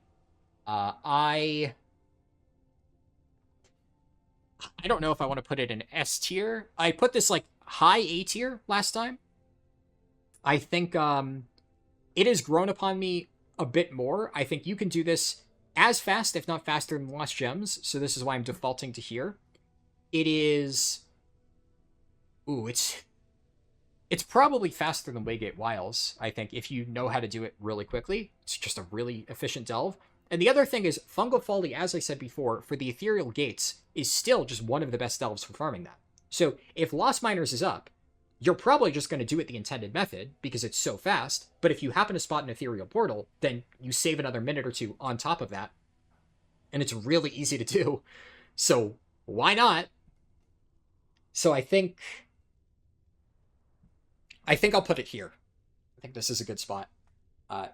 Roughly close to where I put it before, but I think I'm even more favorable towards this variant of Fungal Folly than I have been in the past. This has been one of my go-tos for farming to tier 11, for, like I said, helping my friends, and I think it's just a very good variant for leveling, so it's still the best one. We'll talk about the new variant, but it's definitely not better than Lost Miners. So yeah, I think this is probably a good place to put it. For B, what is B again? B is Spreading Decay. This is the only one that I put in D tier. I'm not going to put it in D tier again, but I think I am going to put it in C tier. So what was A variant for Lost? Oh yeah, Lost Excavators is A variant for this. I'm going to put it above that. I really hate Excavation Site 9. Spreading Decay, this is the one where you get the crystal, and there's a bunch of different mushrooms, and you have to channel into the mushrooms to clear out, like, you shrink them, it, like, fires little projectiles at you. This is, in my opinion, by far the worst of the different Fungal Folly variants, still is. I'm a little bit more favorable on it, ever so slightly, just because, again, it's Fungal Folly. It's open-ended. You can just farm this for Ethereal Portals. And like I said, that will slightly affect the rankings for the really good delves like Nightfall Sanctum and Fungal. I'm not going to massively swing it because of that. Like, I could argue that, oh, because Fungal Folly, you can just rinse, repeat, reset, and Ethereal Gateways are better than, like, all of this stuff. All of these are A tier. Yeah. Not going to do that. But I do think that it has more upsides than definitely anything down in D tier. And although the mushroom mechanic is really, really tedious and annoying, it's fine. You can just, like, clear out all of the mobs around it with spore bits and then do the mushrooms. It's slower than anything else that you can do, but whatever. It's fine. It's okay. And then for C, we have Explorer's Competition. Now, this is an interesting one. So Explorer's Competition, there are a bunch of different NPCs, 5 in total, I believe, and you have to do little puzzles to get through. So the first one, you have to just fight a mob. The second one, you have to fish 3 times. The third one is like a matching game where there's a bunch of different clones. You have to kill the clone that repeats the steps of the guy. The fourth one is the little, like, run along the pattern on the ground, like trace the circle. And then finally, the fifth one is just kill another NPC. And for leveling speedruns, this one is incredibly slow. Obviously, any delve that requires you to stop and fish 3 times in the middle is incredibly slow. It's really not good. It also has considerably less mob kill experience, so it's just not a good delve variant. I think back in Season 1, where, for context, the Season 1 iteration of this list was purely for leveling. I was like, what are the fastest delves for leveling speedruns? And then when I made my Season 2 list, I had received a lot of feedback from people saying they'd want something like that for Tier 11 delves. So I made kind of a homogenized list that took both things into consideration. And I'm still kind of doing that for this list. I'm talking about all the different factors that make a delve good or bad, like with Smashing Scarred and the experience puts in an S tier, that kind of thing. And I think because of how bad this one is for leveling speedruns, I let that influence my opinion heavily. I ranked it as the lowest variant back in Season 1, and I still put it in it was the lowest delve, like one of the lowest delves in C tier, back when I did it before. I am going to bump this one up to the bottom of B tier. And the reason I'm doing this is because it is extremely easy to do this one in tier 11. Very, very, very, very easy now. Because obviously, yeah, having to catch 3 fish in the middle of a leveling speedrun sucks. But having to catch 3 fish is just as easy on tier 11 as it is on tier 1. So, especially now that the spore bits are working, the first mob is surrounded by a bunch of spore bits. You round up all the stuff near her, aggro the mob, kill them all with spore bits. The second guy, you fish. The third one, it's the matching game. Like, you can do that. It doesn't matter on the delve difficulty. The third one, or the fourth one, is the trace the pattern thing. Exactly the same difficulty on tier 11 as tier 1. And the final guy is also surrounded by a bunch of spore bits, so you just blow him up. So, although this is a really annoying leveling delve, it's actually, in my opinion, one of the faster delves to do on tier 11, especially with other people. So, the example I gave earlier of helping my friends through Fungal Folly, this delve is fantastic for that, because 90% of the delve doesn't matter what the scaling is. You either kill something with spore bits, or it's just like a puzzle that you can just do, and it doesn't matter if there's 5 people or 1. So, this delve is fairly unique in that. It's still not, like, that fast. It's still B tier, but the way that this sucks is also really good in some other contexts, so I'm going to balance it out. It has a lot of D tier aspects, and it has a lot of S tier aspects, so it, I think I actually want to move it up a little bit. Yes. Yeah. Yes. Above that. I think we'll leave it there. I'm going to, like, dead center of the tier list. I think that's fair. But this one has grown quite a lot in me over time. So we are going to put it there. The D variant for Fungal Folly is Oversparked Operation. This one I put in C tier before, and it is going to go into C tier again. I am going to put it above the Mushroom one, of course, because the Mushroom one really sucks. This one, there are a bunch of, like, drills. I think 3 drills. And you need to grab batteries and drag them to the drill to power it up. And you need 9 batteries in total, 3 for each drill, and then you go to the final boss. Now, it takes a while to get all the batteries, so it's not good. But I would say if you add up all the time it takes to get the batteries compared to the amount of time that it takes to, like, drain all of the mushrooms, it's kind of even. But the main thing for me with this one is it's a lot less annoying to do it. A lot of the batteries are in easy to reach places, so the way that I usually do it is I skip the early section, and I grab all of the batteries in, like, the little parkour areas that, especially on the classes I tend to play, are usually pretty easy to reach. And then there's a lot of batteries at the very end of the delve that you can just drag back to the middle and final drills and power them up. So it's not too bad. Another kind of nice thing about this is because one of the drills is right by the checkpoint for the delve, it's really, really easy if you are trying to farm Flickergates or look for the Ethereal Waygate to check to see if it's up. And if it is, then you won't actually need to pull any mobs. So one thing that happens if you jump into an Ethereal Gate and you're in combat with mobs, they will follow you through the portal. So it can be a little bit tricky sometimes doing that. You might die if you pull too much on your way to get there, which can mess you up a little bit. But this one, there's almost never anything in the way. Not going to give it too many points for that. But another thing is this is also very easy for killing Kriegval, because like I said, Fungal Folly is like the single best delve for running to the checkpoint, dropping your Shrieking Quartz, getting your Delver's Bounty, and then leaving. So there's a completely unguarded checkpoint here that you can just drop your Shrieking Quartz at and fight Kriegval with little to no resistance, or just let her kill you, so like it doesn't matter that much. But, you know, basically what I'm saying is I'm putting this above the worst variant because of those reasons. It has that going for it. It's not a lot, but it's not the worst Fungal Folly variant.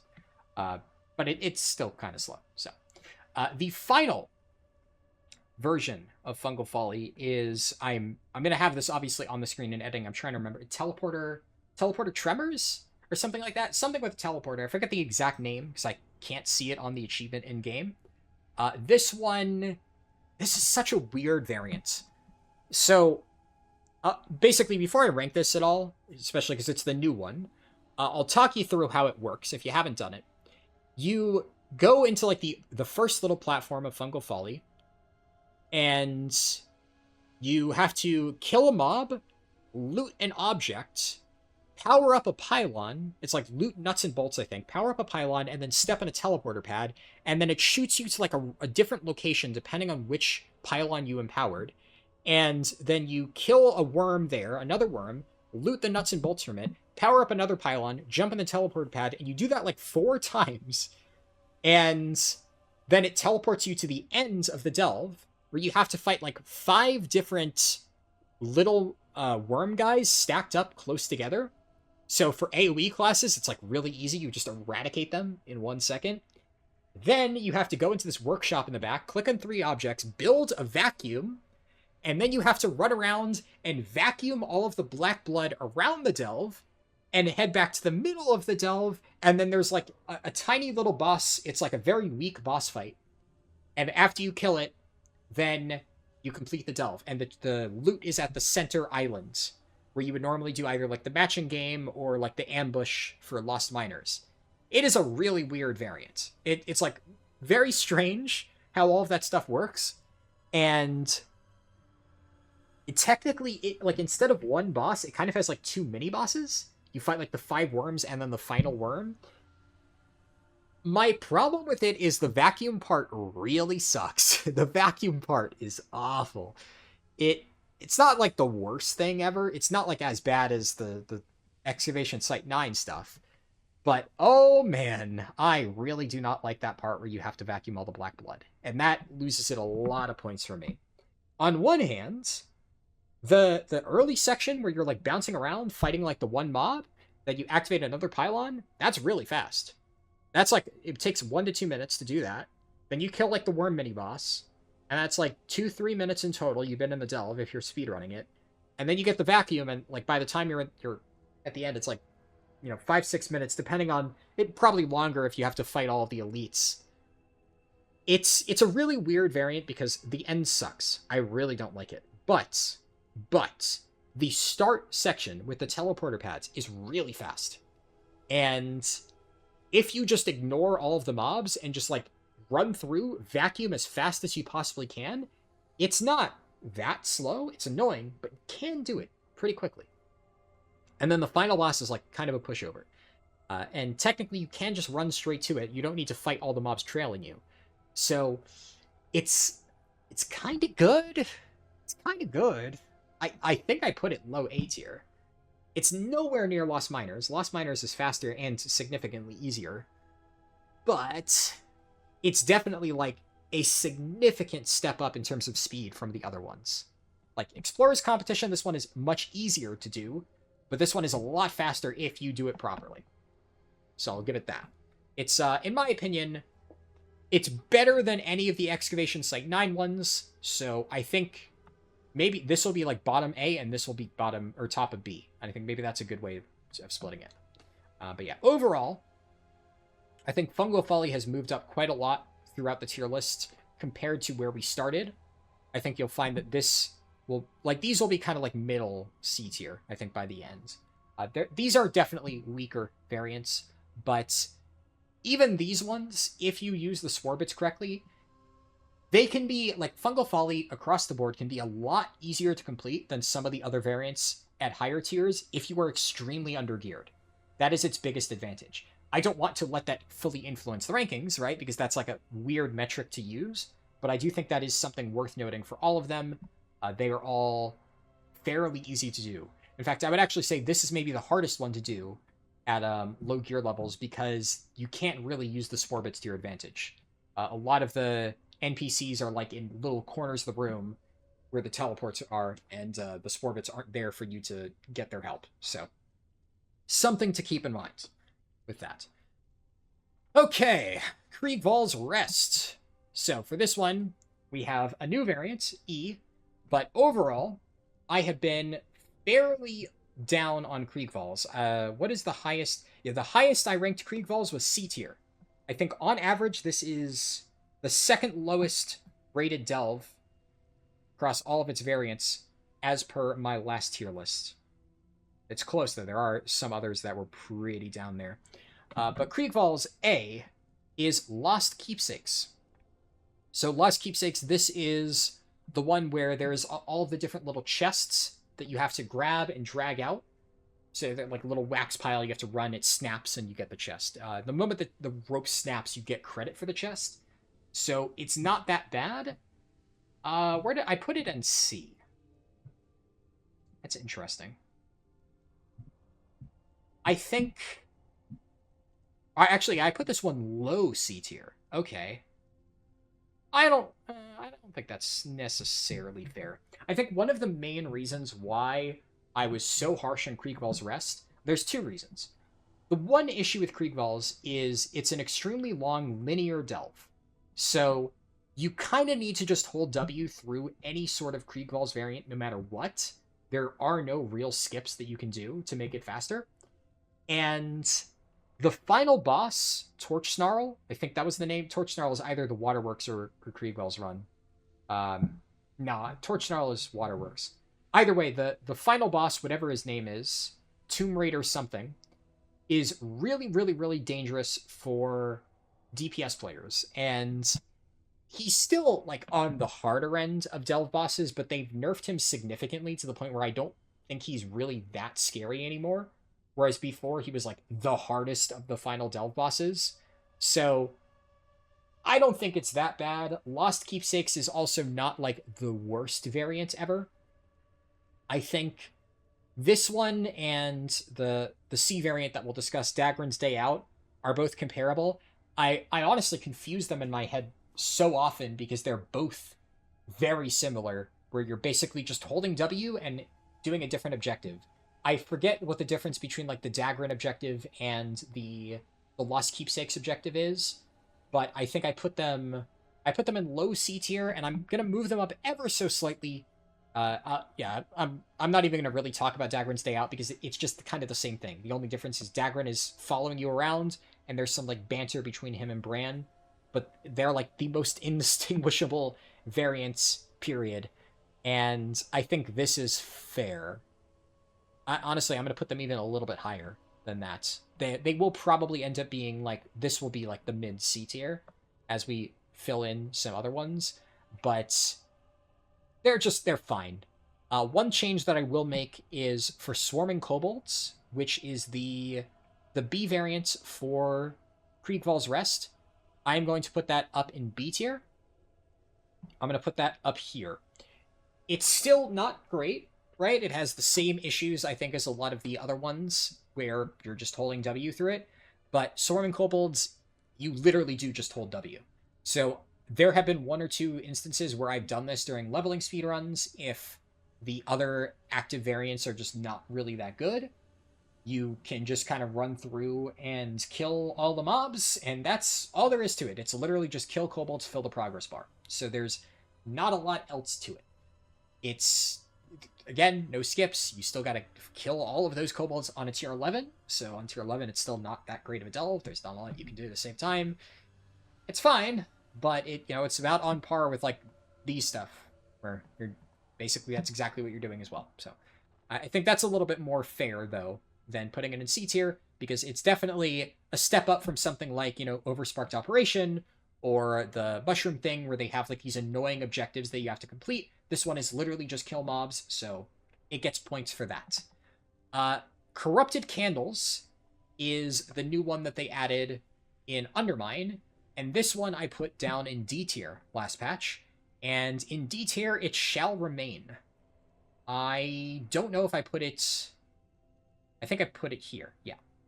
It's not as bad as Fiery Grounds, or it's worse than Fiery Grounds is what I mean to say. Fiery Grounds is not as bad as this.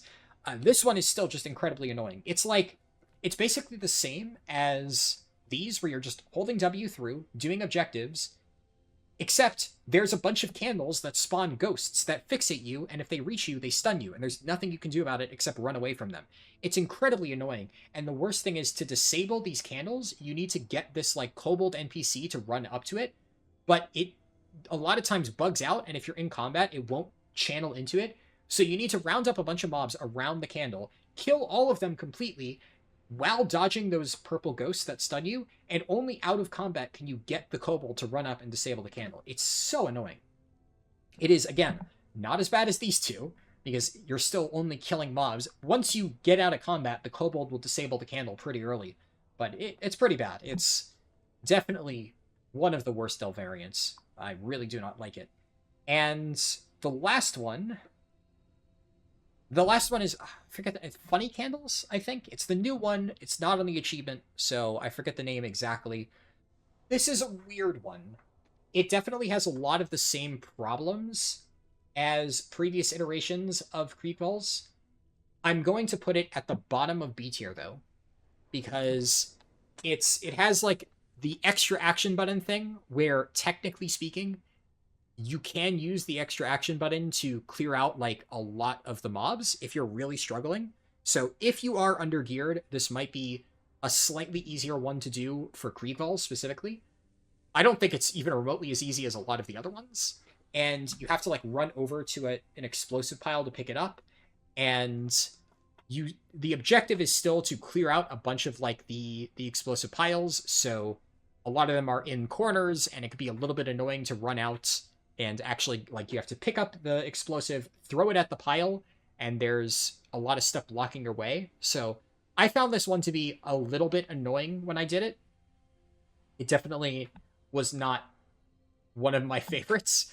I think it's fair to put this below any of the Archival Assault ones. I enjoyed the new Fungal Folly variant significantly more than this one, but it was way better than, like, all of the crap you have to do in Excavation Site 9. So I think this is a fair ranking. I also think that, although I don't have as much experience with this, I figured that if you were trying to speedrun this variant, you could probably do it faster than these two by making use of those detonation things to clear out large packs of mobs.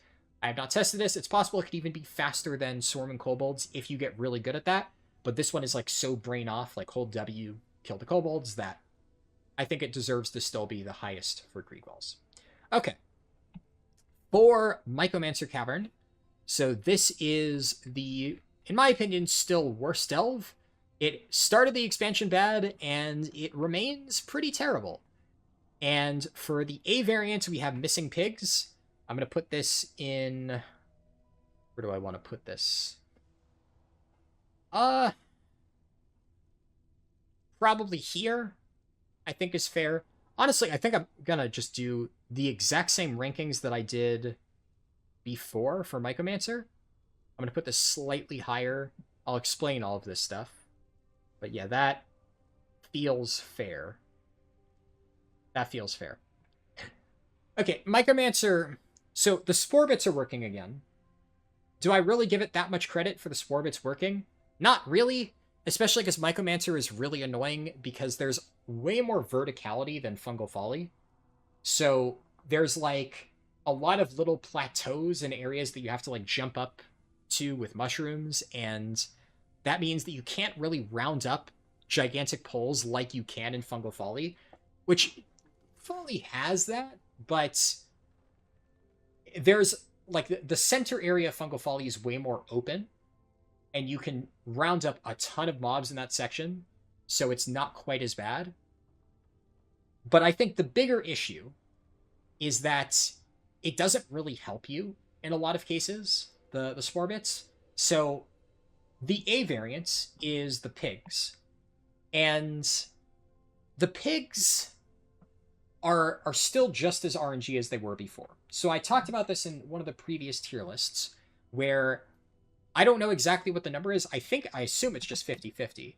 When you click on a pig, it either goes crazy or it's, like, happy and it just disappears. And you have to rescue all the pigs, and rescue could mean killing the pig. I think there's, like, 9 pigs in total. And as far as I can tell, I've never had it happen, but it is possible for every pig to either go crazy or every pig to just be happy and leave. It is theoretically possible to not have to fight any of them. In which case, this is, like, at best a mid-B tier delve. If you had to run through the delve and click on 9 different objects that were scattered across the entirety of the delve, and you still had to fight mobs to get through it, and you still had to interact with it, meaning you had to at least kite away from it and then run over and quickly click it before you got auto-attacked, at best this would be B tier. That would still be an annoying delve variant. The problem is, sometimes they turn into a hostile mob, and you need to kill the pig to get credit.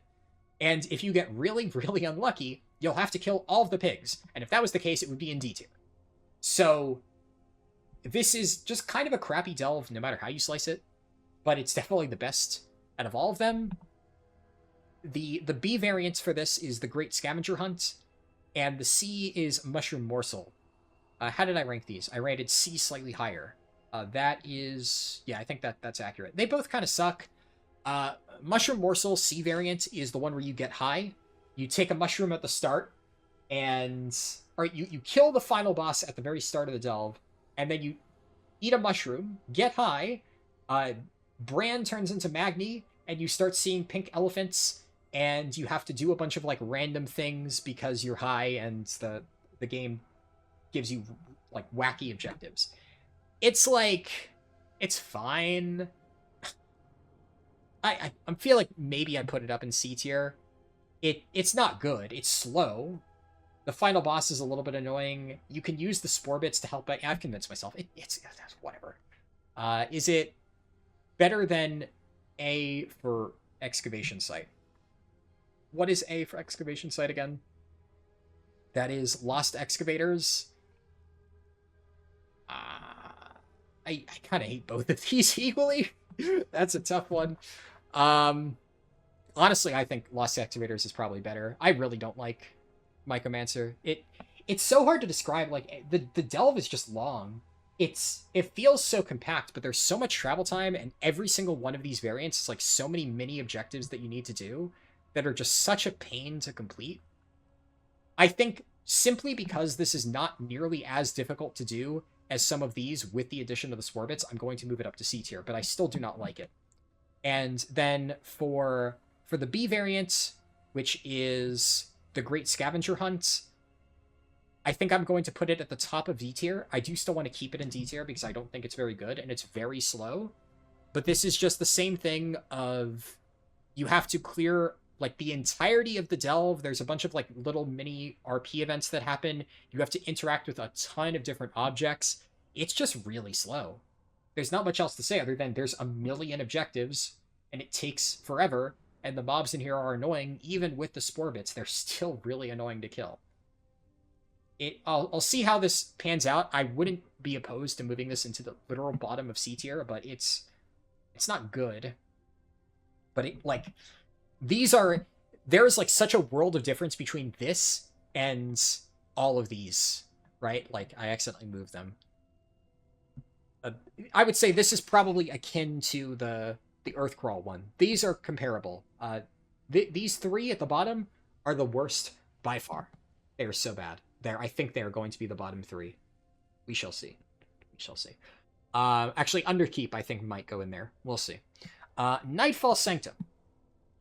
So Nightfall Sanctum is very interesting, because this is the one that I talked about earlier. So in addition to Fungal Folly, this is a really open-ended delve, and so it's really, really, really easy to find the Ethereal Waygates, and there's one variant in particular that is, in my opinion, the single best variant for farming Flickergates, and the ranking will reflect that, because that is extremely, extremely good. So, A variant is Dark Ritual. Dark Ritual is the Braziers, I think. I'm trying to... yeah, Dark Ritual is all the little Braziers. Signal Noise is C variant. That's where you have to throw something to, like, distract the little circles and then interact with an object.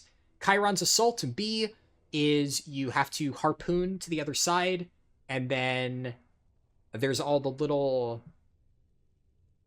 things that you put on the ground to, like, dispel the purple domes. And Aiming to Get Even is the cannon. And then there's a bunch of stuff that you just kill mobs and collect stuff. Now, a lot of Nightfall Sanctum is fairly similar in that I think all of them are just holding W through it, clicking on objects, and interacting and killing mobs, right? So interacting with objects and killing mobs. Typical bad stuff. The reason why in my previous rankings, I put this is how it looked. And then I put B down here, like I think right around here-ish.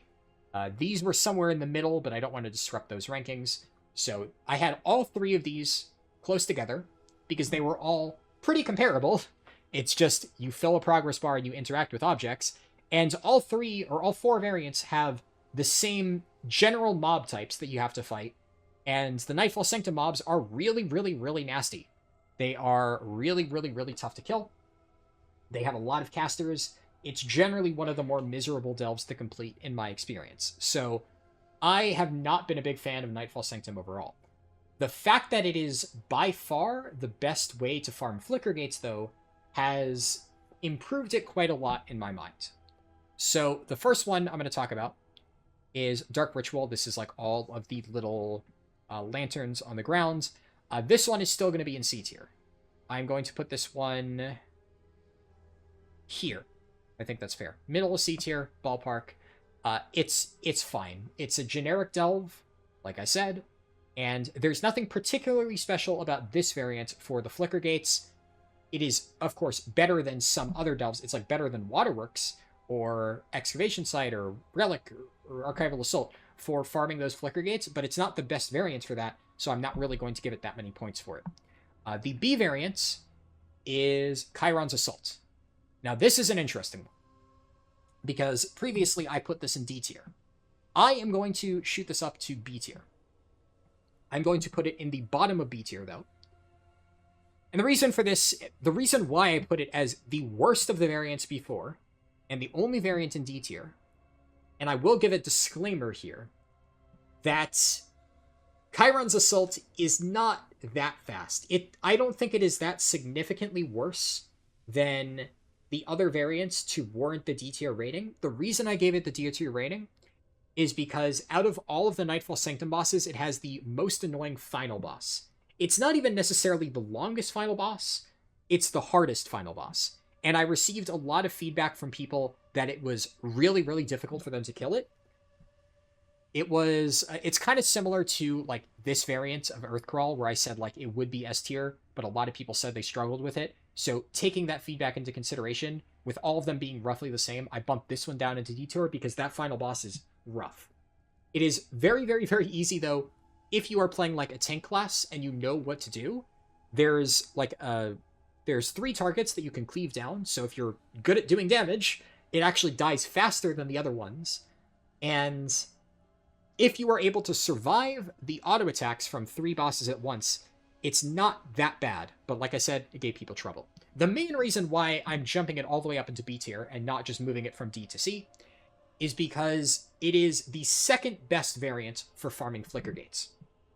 This is one that I've seen a lot of people talk about because I don't think they've realized how good the other one we'll discuss is, but a lot of people have been saying, oh, Tak-Rethan Assault is amazing for farming Flickergates, because the way that this works is right at the start of the delve, you have the ballista that launches you to the opposite side of the delve.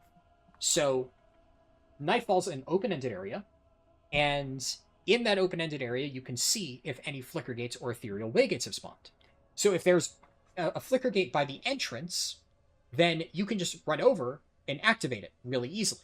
If you see a Flickergate on the opposite side of the delve, you take the ballista, you go onto the boat, and then from that boat, you can jump to basically any point in the delve on the opposite side. So it is really easy to reach pretty much any of the Flickergate spawns, and more importantly, the boat is directly over the checkpoint. So if the Ethereal Waygate is active at the checkpoint, then by taking that ballista, you jump straight down to the checkpoint, boom, you're there. So it is really, really, really, really, really good for farming that.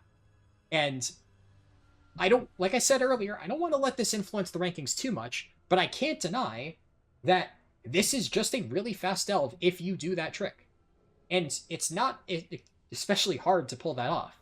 So if Bountiful Chirons is up, it's better than a lot of this stuff, because that's not really a super feasible option, and it's infinitely faster to fish for resets with Tak-Rethan Assault than it is for even like these variants of Fungal Folly, which, like I said, you can check for the gates pretty easily, but a lot of the Flickergates are in hard to reach locations. So you might get a variant where the Flickergate's all the way at the end, and you're just like, okay, I'll reset. And that might have been the Ethereal Portal, but you're not going to run all the way over there to check.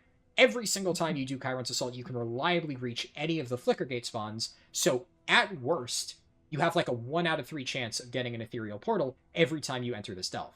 And it doesn't take long to reach them because of the skip. So a lot of points for that. I think that is just the best way to do this delve. So I kind of need to take it into consideration, and I'm going to put it there as a result. The C variant of this is Signal Noise.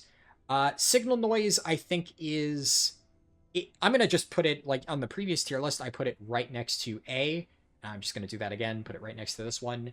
It's not bad, but having to do the thing where you, like, lure away the little circles is just annoying. Every now and then, one circle just kind of gets stuck. You have to sit and wait for the cooldown of the distraction item again. It's just annoying, and there's nothing particularly special about it compared to Chiron's Assault. But the main one I want to talk about is Aiming to Get Even. This one... Oh, this is a tough one. I kind of need to put this in A tier. So it is similar to the other variants in that if you are doing this the intended way, there's nothing particularly special about it. I said this earlier, but just to repeat, there's a bunch of cannons right at the start, kind of like Chiron's Assault, but unlike the Ballista, which takes you to a fixed position at the boat, you can aim the cannon and fire yourself to any location. And this is really, really, really good. It's basically Chiron's Assault, but faster. Because if there's a Flickergate, like, in the middle area of the delve, you can literally directly target it, aim yourself there, and instantly click on it. It's that fast. If there's a Flickergate by the entrance, but, like, off to the side, and it would normally take you 15 seconds to get there on Chiron's Assault, or any of the other versions, you just run to the cannon, launch yourself there. Instantly. It doesn't only save, like, 10-15 seconds, sure, but if you're fishing for resets, that's still a lot. It's as good as Chiron's Assault, but better for a lot of other situations. It's just really good. You could also, if you want to, you can target the boat and go the exact same area that the Ballista in Chiron's Assault takes you. So it is strictly better than Chiron's Assault, like basically every way. It also has an easier final boss. So there's just no real advantage for this compared to this. And Aiming to Get Even, if you're farming the Ethereal Waygates, is just one of the fastest delves. The only reason, like, why I would say it is not as fast as something like Smashing Garden, and I can't really put it in S tier, is because if all you're looking at is the actual runtime of, like, I enter the delve, I reach the end and get credit, it is, like, one of the fastest, because it's so easy to just run over, jump straight to the Flickergate, click on it, take the portal, blitz through the Ethereal routing station, and you can do that faster than basically any other delve in the game. It's really quick. So in that context, it's like as fast as Tak-Rethan Pheromones. But you need to factor in the time it takes to actually fish for a reset and get a viable version of that delve that has the correct Flickergate, which adds like 3 to 5 minutes depending on how lucky you are. So if we're considering it like a 4 to 5 minute delve, a very easy 4 to 5 minute delve, by the way, where you basically don't need to fight anything except the actual mobs during the routing station area, then I think it's fair to put it in A. So this is maybe like one of the only variants that I'm almost going to exclusively rank by how quickly you can fish for Ethereal Waygates, just because it's the best one for that. It's so good for that. It's just the only correct way to do that delve at this point in time, until Blizzard nerfs it.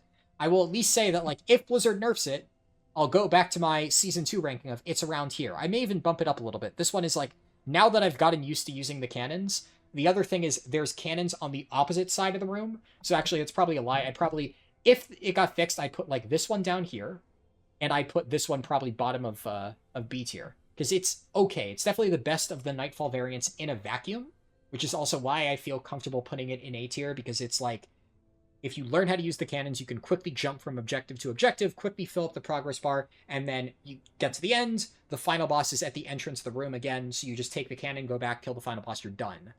So it's kind of like mediocre in a vacuum. It's absolutely insane when you do it with the Ethereal Waygate thing, but because that's cheesy, I'm going to put it only at the bottom of A tier. I think that's fair. I would feel very justified in pushing this up even higher because of how broken it is for this strategy, but I feel like I might get a little bit of pushback on that, so I'm going to keep it here. But very important to note that it is largely because of that trick. We have officially reached the point of the video where the 2-hour mark, at least on my recording time, and this is how long it took me to do the entirety of the Season 2 tier list. So, Hope you're enjoying it so far. Throw a like on the video if you've enjoyed these explanations. I should quickly note, small tangent, I think I'm allowed to have one of these in the middle of a multi-hour video. I generally, for videos like this, I don't expect them to perform super well. I'm posting this on my second channel, so I haven't uploaded anything on this particular second channel in like months. I only post videos here that I don't think are going to perform super well, and I was initially debating on whether or not I wanted to make this tier list again for Season 3, period. But one of the surprising things about this particular video is, despite the fact that my previous tier list, I don't even think I got 10k views. I think I got like 8k views, which by my standards for like an average view count that I get is like extremely low. But for some reason, why is...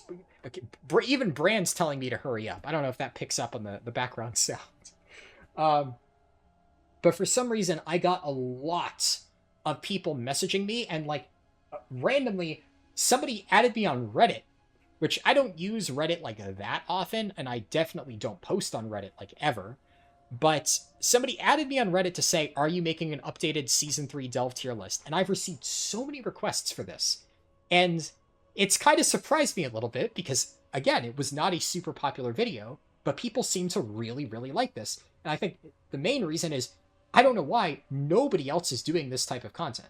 Like, nobody else is covering optimal Delve stuff. People make, like, a generic Delve video with zero effort put in, and that's it. There's, like, a serious gap in the market for Delve content, which is why I think even though the videos don't necessarily perform super well, people really like watching it because I'm the only one doing it, I guess. So, yeah, just fun little tangent there, but I hope you do like this, and the entire reason why I even still made this video despite the historically low performance, and not just made it, went to extra lengths to do all these fancy Photoshop things, which, by the way, a lot harder than it looks, because especially since Blizzard's achievements are broken, in many cases I had to do like fancy editing, like the Tak-Rethan achievement is really buggy, so I had to like cut out the different sections and rearrange them to how they normally look. A lot of effort was put into that on my end, like working on them in Photoshop to make these fancy visuals, and then at the time of recording, I haven't even done it yet, but I'm going to have to go through and rewatch this entire thing and add in the relevant like overlays when I'm talking about it, because people wanted like a key as reference. So, I mean, I hope all of that's helpful. Let me know. But the entire reason I'm even doing this is because you guys twisted my arm. We're joking half, but like, people really, really like this and kept saying, are you doing it again? Are you doing it again? And like, if I can tell that a video really resonates with a select group of people, and even if it's not well performing, they really like it, and one of the legends that I show on screen, high requested, I'll do that. I'll go the extra mile. I'll do that little editing thing. So there you go. And I'll probably continue doing this in midnight because, again, like I said, seems to be a really popular topic. So if you like this video and there are things that you want to see in the next Delve tier list, please let me know. And whenever I make the Midnight Season 1 Delve tier list, I will try to incorporate your suggestions, and maybe we can keep making it even better. But now that I've covered that, now that we went on that little tangent, it's time to talk about Sidestreet Sluice, which has been... It's gone on a journey. It's been on an interesting journey tuning-wise. So, I'll throw the rankings here, just to start, for the ones that were basically, these are last season rankings. This is where I ranked Sidestreet last time. There's obviously 2 new variants, so they weren't on the Season 2 tier list. But one thing you'll notice is that I put all of the Sidestreet rankings, or variants, in A.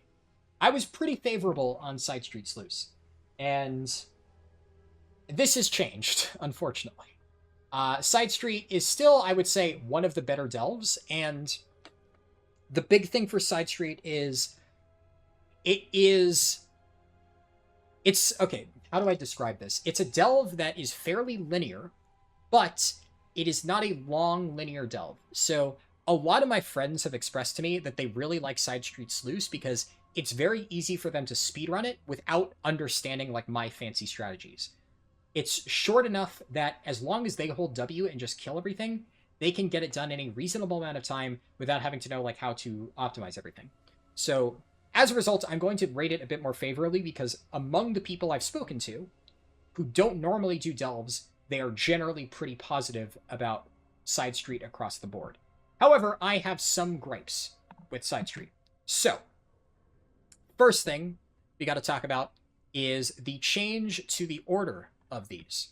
So, Sidestreet has All That Glitters as A, Mr. Delver as B, Teleported Tantrum as C, and then there's the two new ones, which I'm going to have to refer to my my little edited thing. You guys can see it on screen, but again, I can't remember it off the top of my head, and the achievement is bugged.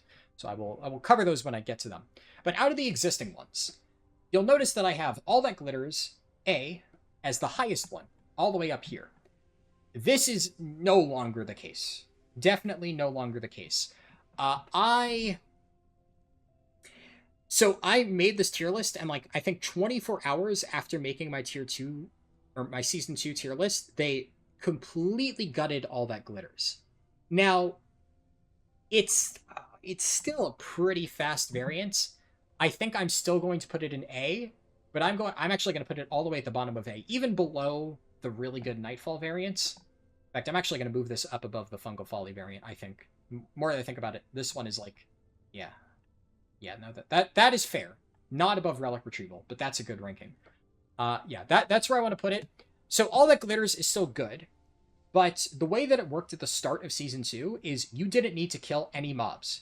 All you needed to do was break the gold piles. So you ran around, you clicked in the gold piles, and then you rushed to the final boss, and the final boss is like one of the easiest final bosses. You had to kill the Goldmancers, but then once you killed the Goldmancers, the final boss spawned, he had like no health, and you destroy him. The final boss is still very easy.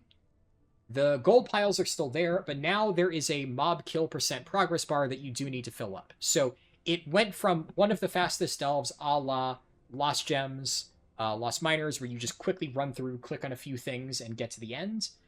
And now it requires you to actually kill things.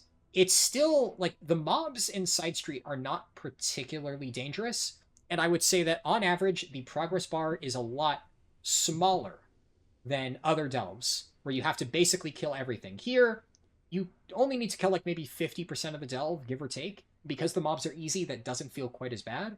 And clicking on the gold piles just kind of comes naturally as you do that, but it is a pretty significant nerf to all of that. So I think that is worth pointing out. Now, this is such a weird one. Mr. Delver. So Mr. Delver this is one of my favorite variants in the game, but one of the reasons why I like Mr. Delver so much is because the speedrun for this is really crazy, and you can get this done really quickly. So the whole thing with All That Glitters is that you only had to click in the gold piles, right? And then they added a mob kill %. Well, Mr. Delver, you only need to free X amount of mobs, and then once you freed the mobs, you run to the end and you kill the final boss. Now, they haven't added a % bar to Mr. Delver. And you might notice that it was ranked lower than All That Glitters. Previously, this was like top of A tier. Now it's bottom of A tier. I had rated it lower. It's now better. The problem with Mr. Delver is that this is really, really, really hard to do properly. I talked before about how Lost Gems, some people can struggle. This one, the bugs and grubs in the drill, some people can struggle if they're not doing it properly. This is extremely hard. In fact, on some classes that I'm not as familiar with, I have actually struggled to pull off the speedrun strat. It is easiest on the stuff that I tend to play, which is usually a Brewmaster Monk or other tank specs like Prop Pally, etc., where all you do is you just run straight to the objective, you CC mobs around it, interact with the object, and then run along. But if you do all of that perfectly, it's one of the fastest delve variants. Like, if we're ignoring any gimmicks or quirks or like class requirements, the fastest delve variants would be like this one, this if you're beelining for away gates, Smash and Jab, this one, Tak-Rethan Pheromones would still be the fastest, which we have yet to actually discuss in the tier list. And then Lost Gems and Smashing Skarden would be up there. Lost Miners is pretty good too. Like, those would all be fastest, so I still need to put it up here. I think I'm just going to keep it exactly here. But I will give the disclaimer that, like, although I love this one, and it is very fast, if you just ignore all of the mobs and do the objectives, that is extremely hard to pull off. So every now and then, what you'll have to do is like get most of the guys, run to the checkpoint, die, let all of the mobs that you've run past reset, res, do like a few more, and then jump to the final boss. And even if you die like once or even twice, it's still a really fast delve variant. Like, you can still get this done in under 5 minutes, easily. But the main reason why I can't move this any higher is I tried to explain this strategy to some of my friends at the start of this season, and you'll recall I told the story earlier about carrying 5 people through Fungal Folly. Well, the way that story started is I was speedrunning my delves up to tier 11 using the Mr. Delver variant. And then I told all of my friends, oh, just speedrun Sidestreet Sluice. And I even showed them what I was doing. Like, I streamed it in Discord. I'm like, just do this. And then, like, 3 of them tried to do it, used up all of their lives and failed, and then said, fuck this. And I was like, all right, yeah, screw it. I'll just carry you guys through Fungal Folly. So, although it can be really good, keep that in mind. Now, that being said, if you don't do the speedrun strat, Mr. Delver is still not a bad delve. You need to... I guess I technically haven't really explained how the main mechanic of the delve works, because you kind of ignore it if you're speedrunning it. But there are these Mr. Delver robots. There's these little consoles that you interact with, and you have to run over to these like electricity things and disable them. And I think there's also like some distraction abilities you can use to like CC mobs or something like that. So the entire idea is that you use the delve bots to clear a path, and then you run through and interact with the objects, but you don't actually need to clear the path. You can just run through the lightning stuff on the ground, but it does a lot of damage. So if you're a tank and you're a monk, you press diffuse magic, run through it, it does like no damage to you. But if you're a squishy mage and you run through the lightning, you just get fried. So that's where things get a little bit tricky. And you have to heavily use your own crowd control abilities to like stop mobs away from the interacting. And that is not super easy for people to do. But if you do it the intended way and you just clear the path with Mr. Delver, it adds like 3 to 4 minutes to the delve, which does slow it down a decent amount. But I would say if you do it the intended way, it's like a B tier delve. It's fine. You don't actually need to kill any mobs, so as long as you just clear the areas around the objectives, click them, and run to the end, it's like faster than a lot of the really annoying delves down here, but it's not as fast as like the speedrun strat.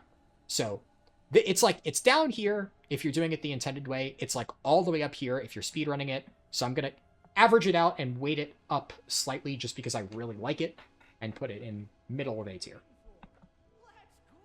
Bran yelling at me again.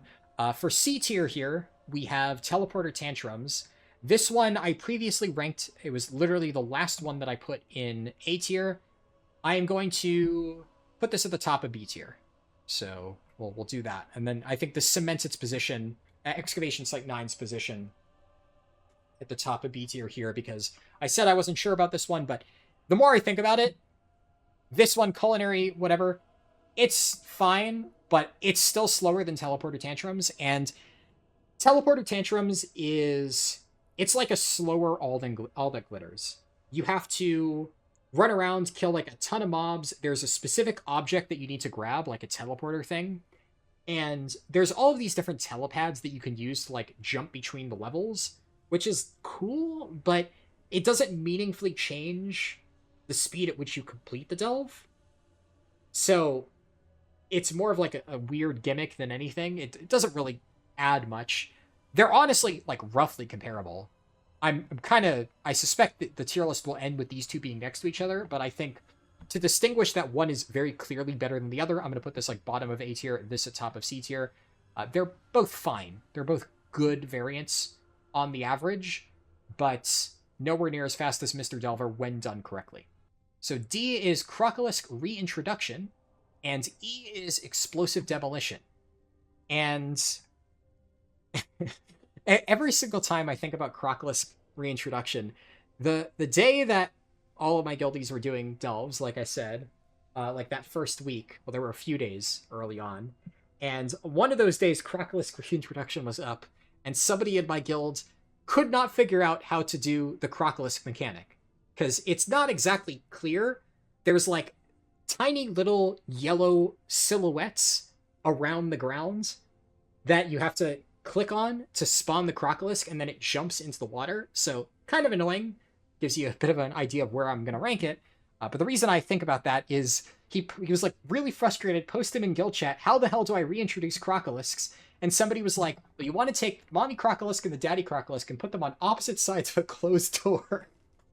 And every single time I think of that delve, I just think of that stupid thing that guy said in guild chat. The problem is I can't even remember who said that. I remember who was struggling with the delve, but I can't remember who said the thing about like putting Crocolisks on opposite sides of a closed door. But that's all I can think of every time I think of this variant. So it's stuck in my head, now it's stuck in yours, maybe, potentially.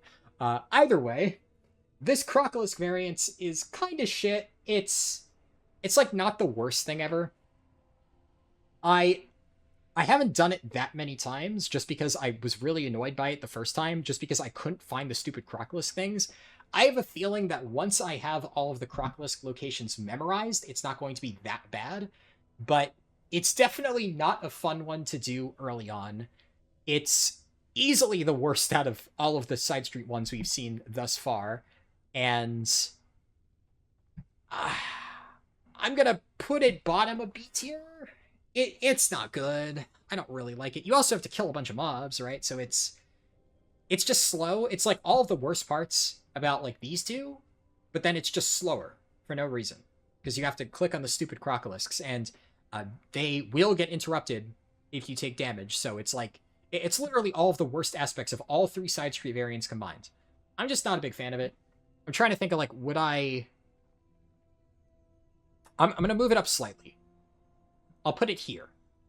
I think it reminds me a lot of these variants, like the Cobalt one, the Waygate Wiles one. So I'm going to put it like smack dab in the middle here. It's just kind of the same thing as all of those, where you have to click on a bunch of specific things. And the last one, this one I've only done a single time. This is, what's the name again? Explosive Demolition. I remember doing this one and feeling like it was extremely generic. It was like, I'm just killing mobs and filling a progress bar. Now, if this is one of those cases, again, where there could always be like a skip or a way to optimize it that I just didn't stumble upon, because I have only seen it happen once when I was farming delves, when it was bountiful, and nothing about it stood out to me, but it wasn't bad. It was just like super generic. I liked it better than the Crocolisk one because this one actively annoyed me the first time I ran it. This one I was just kind of like, it's fine. I will put it here, I guess. Honestly, it's mid B tier. I could put it anywhere. I hate Excavation Site 9, so I'm just going to put it above that. I'd rather run this than Excavation Site, just because in general the mobs in Excavation Site are way more annoying. But I think that's like a fair ranking for it overall. Okay. So this is an interesting one. Right out of the gate, we have... actually, no, it's the B variant that I have a lot to say. So, Sinkhole. Yeah, I always confuse the icons. This is Sinkhole. So, Sinkhole got changes in that it's no longer underwater. Now, in most cases, that is good. It doesn't really meaningfully change much. It's kind of like a cosmetic change more than anything. So I just really don't know why this matters. I put like the way I ranked it before is I put both A, D, and C down here. C I put in D tier. A and D I put in C tier. And I really don't like Illusory Rescue. So, okay, Illusory Rescue is the A variant. Let me just talk through this. A variant of Sinkhole, there's a bunch of these Arathi that you need to rescue, and the good Arathi have bubbles around their heads. The bad Arathi, you can see they have like a little string coming out of their head, and it's attached to a Kobus stalker guy. So the way to speedrun this variant is you only look for the guys that have bubbles around their heads, and click on those. If you click on the wrong one, it just summons a mob that you have to fight, and there's no advantage to clicking those. So it's still annoying if you do all of that. I think it's kind of interesting where I've grown to hate Sinkhole a lot over time, more so than I did at the start. So if it wasn't for the water being drained, I would probably put more of these in D tier. But I'm going to keep this one in C tier. I'm definitely not going to move it up slightly. The water being drained just really doesn't do a whole lot for me. It's like, okay, now I don't need to deal with the breath mechanic, but the mobs in here still suck, and it's still a really slow delve. So I'm going to put this here, I think. No, I'm actually going to put it pretty low. Which is this? This is Lost Excavators, and this is Rowdy Rifts. Yes. So this is a fair ranking. I guess I don't like... I hate both of these delves. I hate all three of these delves. I honestly, these are all like pretty even in my mind. I don't really like any of them. I'll just put it here. Sure. And the B variant. Okay, so this is the interesting one. This is Rain's Gambit. Now, in Season 1, I put Rain's Gambit somewhere around here. In Season 2, I put Rain's Gambit in S tier. And I said it was one of the fastest delves. It was. Rain's Gambit is now B tier. I'm gonna... Where do I want to put it? This is probably fine. I don't want to put it top of B tier. It's slower than this. It's probably on par with a lot of these. It's fine. So, obviously, it got dropped 2 tiers. What happens? Blizzard changed the mechanic. So, Rain's Gambit has a light boost effect, where you leap up into the air, and you can target an area and slam down. Now, this is one of those, like, I wonder if the reason for this isn't, like, they actually changed it, but maybe there was some bug with, like, being underwater that allowed you to select, like, an infinite distance. I don't know if that's the case, or if they did specifically nerf this mechanic, but now, you cannot jump halfway across the delve. In fact, the distance you can jump is, like, comically small. It's hardly a leap, it's more of, like, a Goomba stomp now.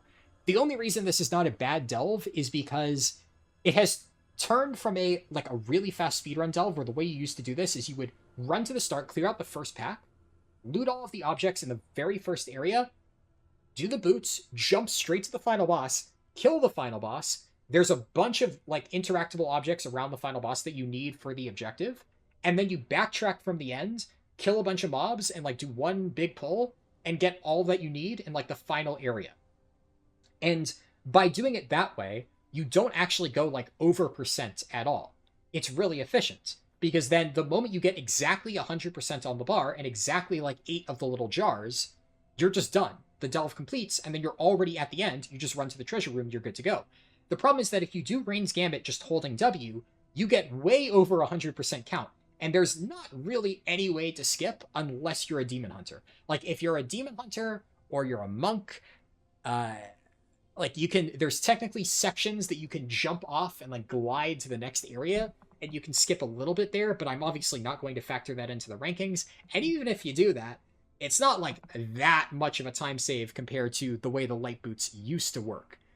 So I actually think this is like a kind of crappy delve now, just like the rest of Sinkhole. The one thing is that even if the light boots have been nerfed, they still do a lot of damage. So you can still round up a lot of mobs, light boots up, Goomba stomp back down, and just do like half of their health with like one stomp, and it's really strong. So compared to a lot of the crappy ones that just have really annoying mobs and are hard to kill, it's okay. But oh man, how the mighty have fallen. This delve is just completely gimped if you can't do the skip. It's nowhere near as fast. So a little bit unfortunate. Sinkhole, just across the board, is not going to be rated very favorably on this tier list. The next one we have to talk about is Lurking Terror. So this is the one where you have all the little casters channeling into a big Leviathan. I'm going to be honest, I haven't actually seen this one up since the patch. So I did test some of the other Sinkhole variants to see how it played, obviously, because I tested this one, Rain's Gambit, the Light Boots one, and I tested the D variants to see how it interacted with the rest. But I'm kind of curious to know how the Leviathan works without the water. So used to just be floating there. I don't really think it has changed at all. At least I suspect it hasn't, but maybe it has. But assuming it's exactly the same as it was before, which I'm going to just do because I think, it's... Yeah, I'm going to put it in D tier. I just don't really like this one. It's Sinkhole in general is just not very great. I think if it was underwater still, I'd probably put it a little bit lower in D tier like I did in Season 2. I'll put this at the top of D tier just because it's not quite as terrible as Mycomancer, but like I would kind of avoid doing any of these variants. So maybe that's where I put it. Maybe I just put this down here too. Because if I'm thinking about it, like what is D tier? D tier is like, unless you absolutely need to do every single possible bountiful delve that you can get your hands on, and you have no choice, you have to run this, like maybe just don't do this bountiful delve today. Maybe just wait until like it's a different variant to get this on tier 11 or something like that. I feel like any of these variants I just wouldn't want to run. So, yeah. Frankly, the only reason I'm even going to keep this Excavation Site one is because 2 of the other ones are so bad that, like, you'll take what you can get, right? So, I think this is fair. Yeah, but, like, the rest of Mycomancer kind of sucks, so whatever. I'll put that bottom of C tier. I'm schizoing a little bit. But you get what I'm trying to say. It's not a good variant. I wouldn't recommend doing it. It's my least favorite of the ones in Sinkhole. I think it deserves to be in D tier. It's just not very good. The mobs are annoying. It takes forever to do. They're really lethal is another big one. The casters are a pain in the ass. I don't like this one. The D variant. This one is... it's... Oh, crap. What was the name? Orphan's Holiday. Right. So Orphan's Holiday, I put this as like low C tier before. This is, I think, the only one that I can tell got a little bit better with the lack of water. I'm going to put this up slightly. I still don't like it, but I'm going to put it high, like top of C tier. The main reason I didn't like this one that much before, it still wasn't as bad as this one, but it was like all the same problems as Sinkhole, except you had like a spear gun, and the spear gun theoretically did like a lot of single target damage, but there was also these sharks that would patrol around that would just mess your shit up if you pulled one of them. They were really annoying, and the sharks are not there anymore. There's still like some bats that fly around in the like drained area, but the bats are much easier to avoid than the sharks, and they are infinitely easier than the sharks, which would just completely shred Bran. It might have been a bug, but the sharks were one-shotting Bran and just making it really difficult to complete this delve before. Without all that stuff, it's just a long, annoying delve, like kind of like Kriegval's, right? So we're putting it next to the other Kriegval variants. I think this is fitting. It's still not good, but it's not like bottom of C tier, like I said it was before. It's just not great. Okay. Done with Sinkhole. Time to talk about a delve that I generally am favorable on, and that is Skittering Breach. So Skittering Breach hasn't received any real changes. I've tested it a little bit and just seen that, like, yeah, no, everything's kind of working as intended. A variant is Old Rituals. So the problem I always need to remember, Old Rituals is the one where there's the spiders. There's like 3 groups of spiders that you need to kill. It might be 4 or something like that. I think it's 3. 3 groups of spiders, and then you fill a progress bar. Then Renalash Beckons is you have to fight the caster guy, and then he runs away, and then you fight him again, and then he's the final boss. Then Shadow Realm is you have to clear out a bunch of stuff around a totem, and then kill the totem. And Relics of the Old Gods is you have to collect a bunch of stuff and fill a progress bar, like for killing mobs. So a lot of them are very generic, but I think the one nice thing about Skittering Breach as a whole is the mobs are generally not as bad. And a lot of them, the delve is more compact, and it's a lot easier to do a lot of these objectives. There's also some tricks that you can do. So for the first one, for Old Rituals, I had this as the second highest rated. I'm for out of the Skittering Breach ones, I'm going to move these down a little bit just because I think compared to a lot of the other variants up here, I don't think they're quite as good. This is definitely A tier. I think I'm going to put this here. It's this is pretty standard of like just kill a lot of mobs. The main thing is there's not as many mobs that you need to kill compared to a lot of the other like fill the progress bar ones. So it is just on average a lot faster, but there's nothing particularly special about it outside of that. I do think that at this point in time though, it is the fastest of the delve variants for Skittering Breach. And then for B, Ranelash Beckons, I also put this one in A tier. That's a tough one. Do I think... I don't know if I think this is still worth A tier. It's close. It's good.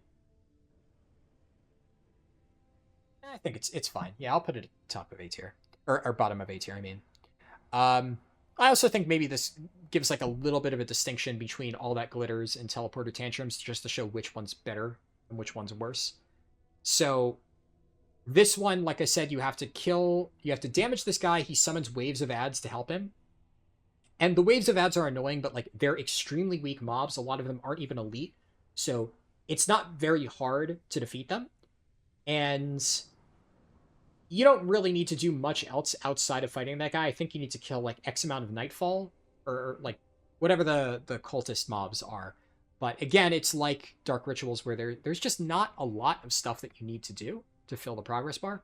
So it's just on the faster side for delves. I think that I could see it going either way with like some people may find some of the other ones faster, but it's like roughly comparable to all of these where you're just kind of blitzing, holding W, like doing some easy objectives and then running to the final boss. And it has a pretty easy final boss. This is like one of the easiest. He starts at low HP because you've already fought him earlier in the delve. So I think some consideration should be given for that. Then what do we have for C? C is Shadow Realm. So this is an interesting one. I put this was actually the sixth highest delve. I put this like all the way up here. I feel like that was a mistake. This was top 5 fastest delves back in season 1. The way that it used to work is you got like a midair dash, like a Demon Hunter's Fell Rush. And if you did it properly, you could skip like most of the delve. It was like, in my opinion, like the second or third fastest delve variant in the game. It was extremely good. They changed that in Undermine, and now instead of being a midair dash, it's just it's kind of like the Lost Gems Zapper, where it just zaps shadow puddles on the ground and clears space around the totem, and you need to clear all of the puddles around the totem to make it vulnerable, kill the totem, and then move on to the next one. And it's still good, and I think I'll put it right here. I'm going to put this one in between just to give a distinction between the two, because this one is better for speedrunning slightly. I think if you're really good about it, you can ignore a lot of the mobs. It's kind of the same thing I said with like the Mr. Delver. You can skip a lot of stuff. You can run straight to the totems, clear space around the totems, kill the totems, and just run from totem to totem, and then just go to the final boss. But it has a really annoying final boss. And unlike the difference between like Mr. Delver and All That Glitters, where like this one, when speedran, is like minutes faster than All That Glitters. It's a big difference. A perfectly done Shadow Realm is like not that much faster than the Dark Rituals or Old Rituals or whatever it's called. You can kind of just round up all the spider mobs and nuke them, and they're so weak that like this is not hard to do. And I feel like for the average person, whenever I try to do this with friends, they always try to kill the mobs around the totems because they don't realize that you can just skip it. And the totems are also really annoying and will like shoot out laser beams. And I've seen people get comboed because they're trying to like fight the mobs and they get hit by it. So I'm going to put these two very close together. This one is slightly faster, if done perfectly, but the times are so inconsequential, and this one is literally hold W and is still very fast, so I'm going to put it ever so slightly ahead. I think it's a little bit easier to do if you're inexperienced. They're both about the same, though. And then finally, we have Relics of the Old Ones. I put this at the bottom of A tier. I'm going to put this into B tier. I'm going to put it below here. I'm going to put it below here. I'll keep it there. I think it's fine. Yeah. So this one is similar in that it's... No, actually, I'm going to put it even lower. Do I want to go lower? Or am I happy with that? I think I'm happy with that. Yeah, that seems good. So, it's definitely the slowest out of all the Skittering Breach ones. There's a lot more that you need to do before reaching the end. But again, it's pretty easy. It is like your standard smack dab in the middle of B tier delve of kill mobs, fill progress bar, go to the end. Really all there is to it. It's just, it does take longer. It is just simply, this is a factor of time. In terms of difficulty, I would say they're all roughly comparable. This is just slower. Really not much else to say for that one. It's a pretty generic delve variant. Okay. 4. Spiral Weave.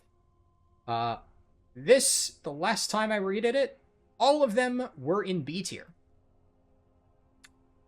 Do I want to do that again?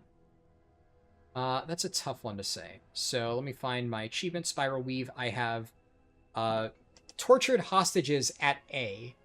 Tortured Hostages... I'm trying to recall which one is which, because all of these are so similar. From the Weaver with Love is... Right, okay, I remember now. So, Tortured Hostages, there's a bunch of web-wrapped NPCs that you need to rescue. From the Weaver with Love is you have a grappling hook, and you have to use the grappling hook to skip certain sections of the delve. Strange Disturbances is you start at the end, and then you have to backtrack and kill groups of mobs. I think there's like something you need to interact with, or it might just be you have to kill X amount of groups of mobs. But either way, you have to do stuff as you go back to the entrance, and then you have the final boss. And then down to size is you have to interact with a bunch of like piles of scrap, and there's little web bombs that you drag over to a catapult thing, and you have to shoot the catapult. It weakens a bunch of shredders, and then you kill the shredders. The new one is by far the slowest. Well, I say new. The one in Undermine is by far the slowest. Tortured Hostages, I would say, like the other three, I remember I rated them all literally dead even with each other back in Season 1. I moved Strange Disturbances up slightly to the top of B tier back in Season 2. And I have done a bit more testing on these. They are still all extremely similar. I think Tortured Hostages, one thing I noticed is that it has a lot of mob kill XP. So for leveling speedruns, it's slightly better. So I don't really know how I want to rate all of these. I'm definitely going to put this one in D or C tier because it's like it is just slower than a lot of the other ones. I think this is probably a good place to put it. This is fair, I feel. And then out of the remaining ones, Tortured Hostages and Strange Disturbances, I think, are the fastest But the other thing about Strange Disturbances is it can give you a lot of really annoying mob packs that can be, depending on the RNG, could be very annoying. If you get like a lot of the Kobus or Arathi mobs, that is a pain. None of these deserve to be an A tier. I'm not going to rank any of them a tier higher than I did before. I don't think it's changed that significantly. I'm just wondering if any of these I kick down to like top of C tier along with this one, and where within B tier I put all of these. I don't think any of these aside from this one deserve to be in C tier. I think Tortured Hostages is here. I think Strange Disturbances is...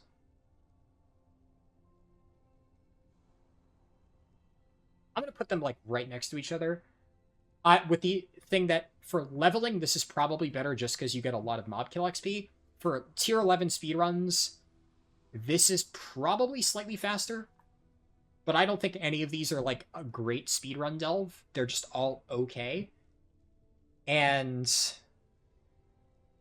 then From the Weaver with Love. From the Weaver with Love is a weird one because you can skip a decent amount of the delve by doing the grappling hook, but like there's still You still gotta do the objectives. So it's not like... Doesn't save that much time. Put it here, I guess. It's tough to say. I think that's fair. The section that I'm like the most uncertain of is like kind of the middle of B tier. Like B tier is way more bloated this time around than I feel it was on my last tier list. But I think a lot of the new variants have gone in here. And I've upgraded a lot of, like, C tier was really bloated last time, and I've moved a lot of that stuff up. Same with D tier, and I'm putting it in B. The problem with this tier is I think, like, a lot of these variants can go either way depending on your class and spec, like how much you struggle with certain types of pulls, and whether you're, like, effectively using the gimmick in the delve or not. That can, like, move it up or down. So it's really hard to say, like, which one is better or worse. They're just all so comparable. Don't know. But I think as a universal, like, you know, hodgepodge ranking, I'm happy with the tier that they're all in. So I think, yeah, we'll throw it there. Just, you know, give a disclaimer that you can move it, shift it a few spots. It's interchangeable. But overall, this is, I think, where I'd keep them. This is about where I've had Spiral Weave for the entire expansion, and so here it shall remain. I think the one major shakeup is I've switched the positions of C and A relative to the last tier list, and that's just because the mob kill XP, I think, moves this up for me a little bit, and the randomness of this I dislike, but they're both whatever. What's next? Tak-Rethan! Ha! Ha ha ha. We can finally talk about Tak-Rethan Abyss. So Tak-Rethan Abyss is home to the fastest delve variant in the game, which of course we will discuss. But starting off, we have Goblin Mischief. So this one I found interesting. I did actually test this one very recently. It is... I was curious how it was going to work with the underwater change, because before you would build like a goblin mech suit, and then a bunch of Cobus would like swim at you in the middle of the arena and you have to blast them. So I was like, how are they going to do that without the water? Now the Cobus still shoot you from the side of the room once you have the mech suit built, and instead like flying bats will attack you, like the little spore bat guys. So they did consider that. I honestly, knowing Blizzard, I expected them to have the Cobus just swimming through the air to reach you, but they actually thought ahead and they addressed that. In my last tier list, I put this at B tier, and I put it very low B tier. I feel like I'm going to put it in C tier now. I think I'm going to put it at the top of C tier. I like it better than a lot of these, which is why I think I put it in B tier before. But given how bloated B tier is, given how many like decent variants there are now that I think are just much better than this one, I think this falls into the category of a C tier delve. It's kind of annoying. Even without the water, that doesn't really change much. You have to run around, you have to pick up a bunch of random things, and then you have to bring them to the mech suit at the end, but you can't actually enter the mech suit until you clear out all the mobs surrounding it. So it's just kind of slow. And although the mech suit section is like easy, I used to recommend it because I was like, yeah, it's slow, but it is like an easy way to get your tier 11 delve, because the mech suit section is really easy. But now there's like so many other really easy tier 11 delves, so this one just doesn't really have anything going for it. They have slightly nerfed the delve boss that you get for this, which is the same as Tak-Rethan Pheromones, but like Tak-Rethan Pheromones, it's a very slight, tiny nerf, but it does, the delve boss is slightly more annoying, so I think that is worth putting it like down into C tier. So that's my logic there. Niffin Napping, I really don't like this one. I think the biggest issue that I had is getting air bubbles was such a pain for this one especially, because the section where you rescue the Niffin, like towards the start, there aren't that many air bubbles. You have to like rescue them and then an air bubble pops up. That's no longer an issue, so that makes it a little bit more favorable. So I think relative to the other stuff on my list before, it would have been like low C tier. I think because the water-breathing stuff is no longer a problem, I'm going to put it here. I think that's... yeah, I'll put it here. I still prefer this. It's not that slow. Without the... Like, if it was still underwater, it would be down here. Now that it's not underwater, it's probably better than Kriegval's. I think if I had to pick one, I still would prefer this. But it's still a pretty slow delve. The mobs are really annoying. Yeah, it's C tier. Not much else to say. Here we go. Tak-Rethan Pheromones, the best delve in the game. So, if you are unfamiliar with this delve variant, the way that it works is there's a lot of pheromone crates scattered around. And when you click on a pheromone crate to break it, it's instant. There's no cast time. So, if you run through the speed boosts, now instead of being like the water globes, they're like little orbs on the ground. And they still give you a speed boost, but now that it's not underwater, it's just a regular speed boost. So you run through those, you get the speed boost, you run up to the pheromone crates, you right-click it, it breaks all of them, and you just keep running. And you just race through the entire delve. Ignore all the mobs, break all the crates, you run all the way to the end, you hit the checkpoint, so you get the res, run all the way to the end, break all the crates, jump off a cliff. Now, technically, you don't need to jump off a cliff. The way that I usually do this, this was actually the delve that I used to get to tier 11 this season. It was active, and I used this one in Mr. Delver, but I mentioned that earlier. But I started off this one early on, because this one, if you are on a low enough level, like I would say probably all the way up to tier 8, you don't even need to jump off a cliff. The mobs really aren't that bad if you're like in a tank spec. You can just run straight to the end, attack the final boss, and you're good to go. And the boss is pretty easy. Like I said, they made it a little bit more annoying this season, but not by any significant amount. And you kill it, and you move on, collect your loot, you're done. So, it's really not that bad. And if you learn how to do the speedrun strat, I would say, if you're really struggling, put Bran on healer, and if you need to like take a moment to like let Bran catch up, throw potions, grab his potions, and keep running, it's going to slow you down a little bit than if you're doing this as like a tanky DPS or a tank spec, but it is still by far the fastest delve in terms of raw time. So that hasn't changed. It's only gotten easier underwater because if you have like your own personal speed boost and you can't reach any of the orbs to give you speed, that's not a concern anymore. It used to be that you would run out of breath and start to die. Now you can just keep going. So it's only gotten better. It's still really fast. Tak-Rethan Pheromones remains the king. I don't really think there's anything else to particularly say for that. It's one of those where once you get in there and you follow the steps that I just outlined, you'll quickly see like, oh, this is easy. And if you do need to reset the mobs, like I said, jump off a cliff, res at the checkpoint, all the mobs will run back, and then you kill like 1 or 2 packs, you're at the final boss, boom. Done in 3 minutes. Really, really, really easy delve. Obviously, if you're going for like a Mortal Spelunker or something like that, don't do this one, because the speed strat requires you to die. But if you're trying to farm a Bountiful Delve, or get like a really easy completion or something like that, or push up to tier 11, this is still the fastest delve in the game. So, there you go. And finally, Pump the Brakes. This is similar to Tak-Rethan, but a little bit slower. You have to rescue some goblins at the start, and then after you rescue the goblins, you run around and you throw like freezing containers at these pipes, and then you run to the end, you fight the final boss. It's very fast. I put it in A tier last season, and it's still going to be an A tier. Question is, where do I put it? I think that's fair. That's fairly close to where I put it last time as well.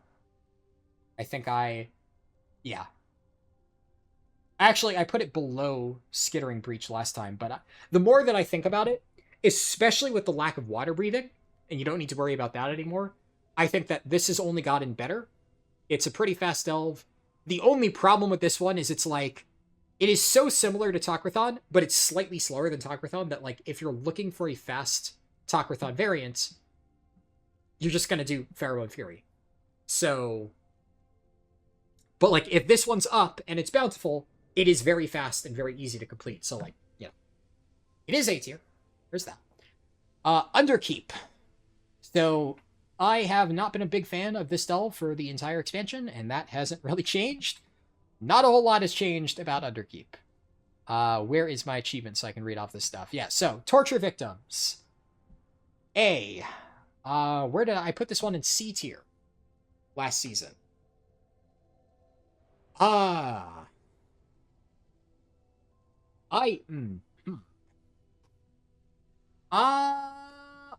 might put this one in D tier. I actually put this one at the bottom of C tier. It is the second from the bottom in C tier. I only put it above the D variant for Fungal Folly, which, like I said, I pushed up a little bit just because I think it is easy, even if it takes a while. This one is... It is long, it's annoying, and one thing that I really don't like about this is a lot of delve variants. So, look, I said that I'm not going to let it influence my rankings too much, but the reality is, I need to keep reiterating this. Basically, anything like mid-B tier and below, you are better off fishing for Ethereal Waygates. Just, I'm throwing that out there. Oh, like, any of the delves that take, like, 8 minutes or longer on tier 11 to do, it's better to fish for Ethereal Waygates. The problem with this variant of Underkeep is the doors are locked. Like, the first set of doors, you can't get through until you do all of the objectives, so you have to full clear the first 2 rooms to even get to the checkpoint and see most of the Flickergate spawn locations. So, if this one is bountiful, you just cannot do the Waygate strat. The only way to clear it is to do it the intended way. So and it's not even good if you do it the intended way. It's slow. It just has to go in A tier, I think. Or D tier, I mean. I feel like compared to a lot of the other C tier ones, it's like, yeah, these ones are slow, but you can farm Ethereal Waygates. These ones are slow, but you can farm Ethereal Waygates. This one is slow, and there's really no reliable way to farm the routing station. So if you get this variant, it just sucks. There's just nothing good about it. So... is it as bad as the other ones? I kind of think, yeah, it's worse than that. Sinkhole is fairly open-ended. If you want to scout for Flickergates, you can. I'll put it above the worst Mycomancer one. But yeah, it's pretty bad. I don't like that one. I guess I didn't really go into a lot of detail, but like I said, the first 2 doors are locked, and you just have to rescue a bunch of torture victims, but the mechanic for rescuing them is really annoying because a lot of them are frozen in ice blocks, and you have to kill the ice block to free them. And another set of hostages are inside, like, these poison traps, so you have to click these different crystals, and you have to do it fast enough before the crystals reset. And it's basically like a lot of the other objectives where you have to kill a bunch of mobs. I don't think it has a kill mobs progress bar, but it may as well, because you need to kill the mobs to get the hostages to open the door. So you have to clear a room. And unlike a lot of the other ones that are just like, click this object, kill these mobs, the objects that you have to click have health bars that you need to kill, or take multiple clicks in like a specific order to actually unlock them. It's just way more of a pain in the ass than a lot of the other similar types of delves. B is Weaver Rescue. Weaver Rescue, where did I put this one? I put this right next to it in C tier. I don't think that this is quite as bad. One of the better things about this is it's a lot more open, so it's easier to get to the other parts. But this one's definitely not great. It's similar to Torture Victims, but the Weaver mobs that you need to rescue are a lot simpler to reach. And, like, they don't have all the stupid puzzles required to get to them. So, this is still going to be C tier, but I'm going to put this, like... It's better than these. I'll put it... Yeah, I'm going to put it below Fungal Folly stuff. I would still rather do any of these Fungal Folly ones than any Underkeep. I really don't like Underkeep. I think this is fair. Sure. And... What's that? Evolved Research, right. So, Evolved Research is the one where you fight a few waves of mobs at the start, then the middle section opens up, then you have to fight like a gauntlet of mobs in the middle of the room, and then it goes straight to the final boss. Now, I put this one at low B tier. It was the highest ranked Underkeep variant. And I still think it's the best Underkeep variant. I will note that technically it's the fastest way to reach, one of the fastest ways to reach the checkpoint in the middle. But it's not really an effective way to farm waygates because you still need to fight waves of mobs before the first door opens to get there. So I'm kind of torn on this one. I'm going to be honest, like, I don't know. I cannot in good faith put this above Chiron's Assault because this one you can just do faster.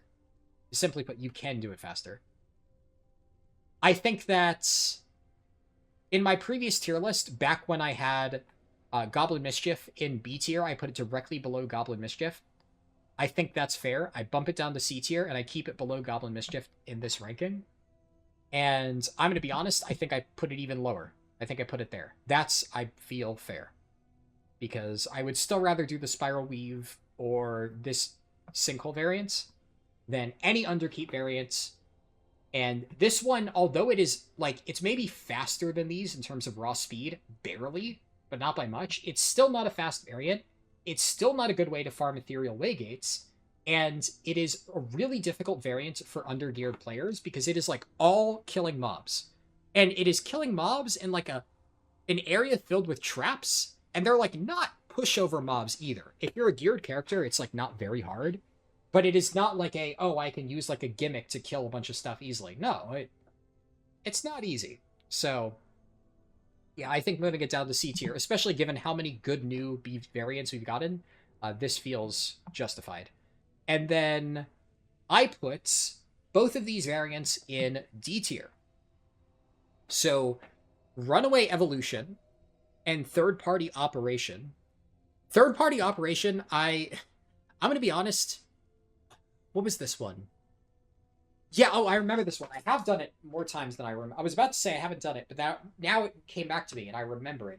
Like, yeah, this one kind of sucks. It just takes forever. It's like all the worst mobs of Underkeep, but there's like all of these like jars that you need to break. It's just really annoying. And I rated this as the third worst Delve variant on my previous tier list. Both of these were in D tier. It's definitely... I honestly, I don't even know how Corrupted Candles made it to the top of D tier. This thing is like... infinitely worse than all of the other stuff I had below it in the previous list. That was definitely a misjudgment on my part. This one is really, really bad. I don't really know where exactly I want to put these. I think they're definitely both D tier. So here's the problem with Runaway Evolution. Runaway Evolution is, as per my previous tier lists, the worst Underkeep variant. I had this, like, on my very first ever tier list back in Season 1. This was the lowest rated Delve variant in the game. In my Season 2 tier list, this was the second worst Delve variant below, or just above, Black Blood Prophets. Here's the problem. Runaway Evolution is the only one of these variants that is open-ended. All of the doors are open. And you know what that means? It is the best variant for farming Flickergates and Ethereal Portals. Now, am I going to say that because of that, it is the best Underkeep variant? Which, in a sense, it is. If all you care about is completing the Underkeep on like Bountiful or whatever, or something like that, like doing it deathless on tier 11, this is, by far, the easiest variant, and you just fish for Waygates and skip the Delve entirely because this Delve sucks. I don't want to take that into consideration too much, but I will say this is nowhere near as bad as it used to be, so I'm going to not put it below these guys. These guys are worse. It's still bad. I'm even not going to put it above this one. I think I would even put Fiery Grounds above it. But Black Blood Prophets I'm actually going to put slightly below. Black Blood Prophets is just really annoying and really long. It's just not fun. And it is slightly better at farming Ethereal Waygates, but like not by much. So we're in this weird situation where although these variants on paper are technically slightly better, they're actually worse if we're talking about farming Ethereal Gates. These ones, the lowest rated ones, are the best at farming Ethereal Gates. But I feel like if the logic is this delve is just so bad on average across the board that you need to run a crappy variant and just skip the delve to actually get it done, like, I don't know. That's weird logic. It's technically true, but it is weird logic, and I don't want to make that like the crux of the tier list, you know? So there's that. But I think I'm fine with this ranking. Yeah, it is what it is. Now, the final delve, Waterworks. So there are some nice little adjustments that I can make to this one. Previously, I put A variant in A tier. I put the C variant in B tier. And then I put D and B in C tier. So starting off with A variant, we have Captured Engineers. This is, you run around, you click on the engineers, and you can ignore all of the mobs. The only thing that you're required to do is click on the engineers, rescue them, quote unquote, and then run to the end. It is pretty fast. Like I said, I put this one in A tier before. It is... where do I put it now? It's definitely still A tier. I'm just wondering where in relation to the other delves. It's better than this. It's better than this. Is it better than Shadow Realm? Yes. Is it better than this? Yes. I think this is fair. This is actually basically exactly where I put it before. Although previously I put Mr. Delver behind both of these. Whereas I feel Mr. Delver is faster if it's speedrun. So I think that is still worth doing. But this is like basically exactly where I put it last season. I think this is exactly where it belongs. It is a good delve variant, pretty straightforward. Click the 5 NPCs, you can skip most of the annoying trash, and there's really not much to it. It's just good. B variant for this is Trust Issues. This one is still very annoying, and this is still going in C tier like it did before. Where do I want to put this? I think we put it right here. Yeah. This is roughly comparable. I put it below Kriegval's last time, but I have moved Kriegval's up slightly. So I'm going to do this. Yeah. I think that's fair. This is roughly where I had it before. The only thing that's really changed is I've moved Kriegval's and Sinkhole, but otherwise, yeah. So this variant, quick explanation for why it's bad. There are this kobold and this earthen that follow you around, and you have to escort them to specific locations throughout the delve, and they do like a small roleplay thing and summon mobs that you have to kill. It's pretty straightforward. It's roleplay, and there's waves of mobs. Like, both of them are annoying combinations. It is not nearly as bad as, like, the other roleplay ones, like the Excavation Site 9 ones, or, like, the waves of mobs you fight in Fiery Grounds, just because the waves that it summons are, like, really weak and very, very easy to kill. So, again, not the worst thing ever, but it's still pretty slow. So, it is the worst of the different Waterworks variants by far. Next, we have Stomping Some Sense. So, this one was a bit unfortunate, where I previously had this one all the way up in A tier, and I kicked it down to B tier pretty significantly because it got nerfed. So the way that Stomping Some Sense used to work is you held W through the delve, you killed a bunch of mobs, and then you just stomped to get all of these different like gears. I forget exactly what it was. And you filled up a progress bar that was really easy to fill up, and then you just raced to the end. It was a lot like a lot of the best A tier delves, where you're just blitzing through it, not much else to it. It's honestly, I would say it is most comparable to this variant of Skittering Breach, where you technically are killing mobs to fill a progress bar, but that's all you're doing, and it's a very easy progress bar to fill. It got nerfed in 11.1 to where the stomp was now required to activate the water, or like the mist spreaders. And if you weren't standing in like the mist, you would like take constant damage. It was basically lethal if you stood in there for too long. And the stomp was canceled by melee attacks. So it was really, really, really annoying for a while there, and I knocked it down significantly. They patched it towards the end of Undermine, and it's still like that to this day, to where now the stomp cannot be canceled by anything. It's like a gray cast. Once you start it, it will always go off. It is still not the juggernaut that it was before, because it used to just be like extremely easy to complete. The progress bar is now slightly longer, and you do still need to manually activate the mist spreaders to get air. But the fact that you don't need to like kite mobs in a weird way to activate the thing to even be able to survive, and you can just run out to its stomp and then kill everything and move on, in my opinion, it's back to being an A tier delve. It is no longer, like it was in Season 1, the best variant, whereas I think I put it like slightly ahead of Captured Engineers, but it's still pretty good. Actually, honestly, I think I'll put it here. I'll put the best Nightfall one here just to signify that there is a difference. But it's really good. I definitely would now rather do this again. So the fix to the boots not being canceled by taking auto damage, that like one small change massively improved the speed of this delve. It's so much easier and way faster to complete now that you don't need to do really weird kiting stuff. And the final delve variant, I don't know if it's picking up on the video, but my voice is giving out.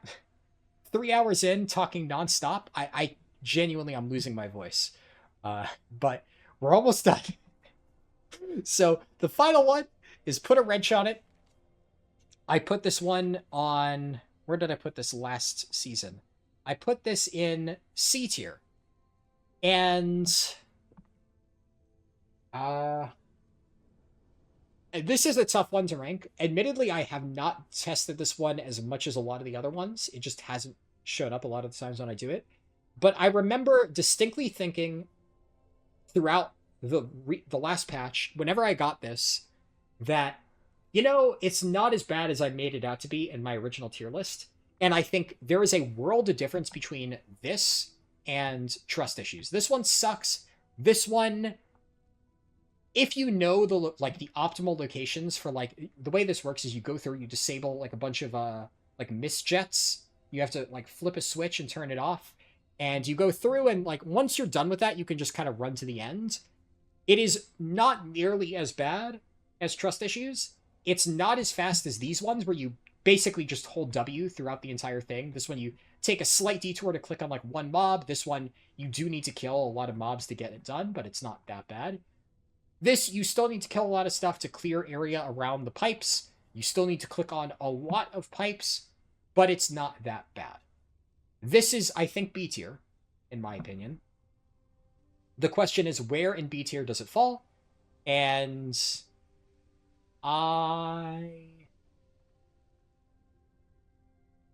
going to put it here. I think I'm happy with that. Yeah. All right. Let me just quickly glance over this again. So, it's a bit weird.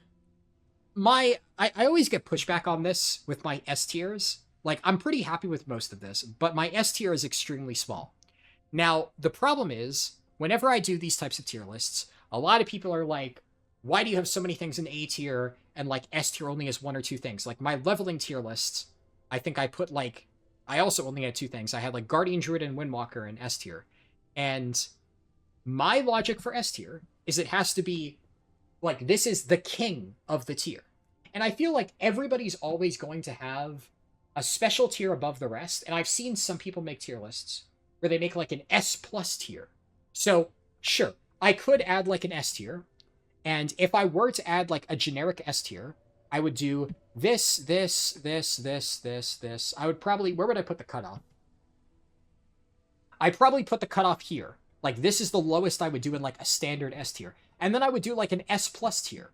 And these two would be in the S plus tier. But I always like to have a tier like above to signify like these delves are really special for like a specific reason. And I think this being the single fastest leveling delve and this being the single fastest delve, period, is worth distinguishing. Like, these are a cut above the rest. And although I do think that this one, I had this one in S tier previously in my Season 2 tier list, and I had Rain's Gambit up there before, obviously, it got nerfed, unfortunately. And a lot of these other ones, like, close to the top, they're all very fast delves, but none of them have any special quirks like this XP from Smashing Skardin or the just raw speed of Tak-Rethan Pheromones. None of them are quite at that level. These are just very unique in their power level. So I think this is a ranking that I'm pretty happy with. I feel, yeah, I'm looking through it. I can't see anything. But yeah, anyways, I think that covers all of the important stuff that I want to go over here. I hope that the editing has been helpful in providing a key. I'm not going to go, some people said like, oh, go back and like at the end of the video, read through every single one. I'm not going to do that. If you're looking for like a step-by-step walkthrough for every single one of these variants, well, I have timestamps in the description. If you're curious about a specific delve variant, click on that delve's timestamp, listen through that explanation, and understand why I put it where it is. I'm not going to give like another 15 minutes recapping every single thing that I explained. That's what the video's for. You can rewind. But if you have like any other explanation or any other suggestion that you think would help for the midnight version of this tier list, please leave a comment, let me know, message me on Discord, or make a post in my Discord or something. Obviously, I interact with people there. I read all that stuff. I would love to hear your feedback. As I said midway through the video, I made this video due to popular demand, even though I don't expect it to perform well. But anyways, that's it for me. Hope you found this helpful, and I will see you whenever I make my midnight delve stuff, I guess.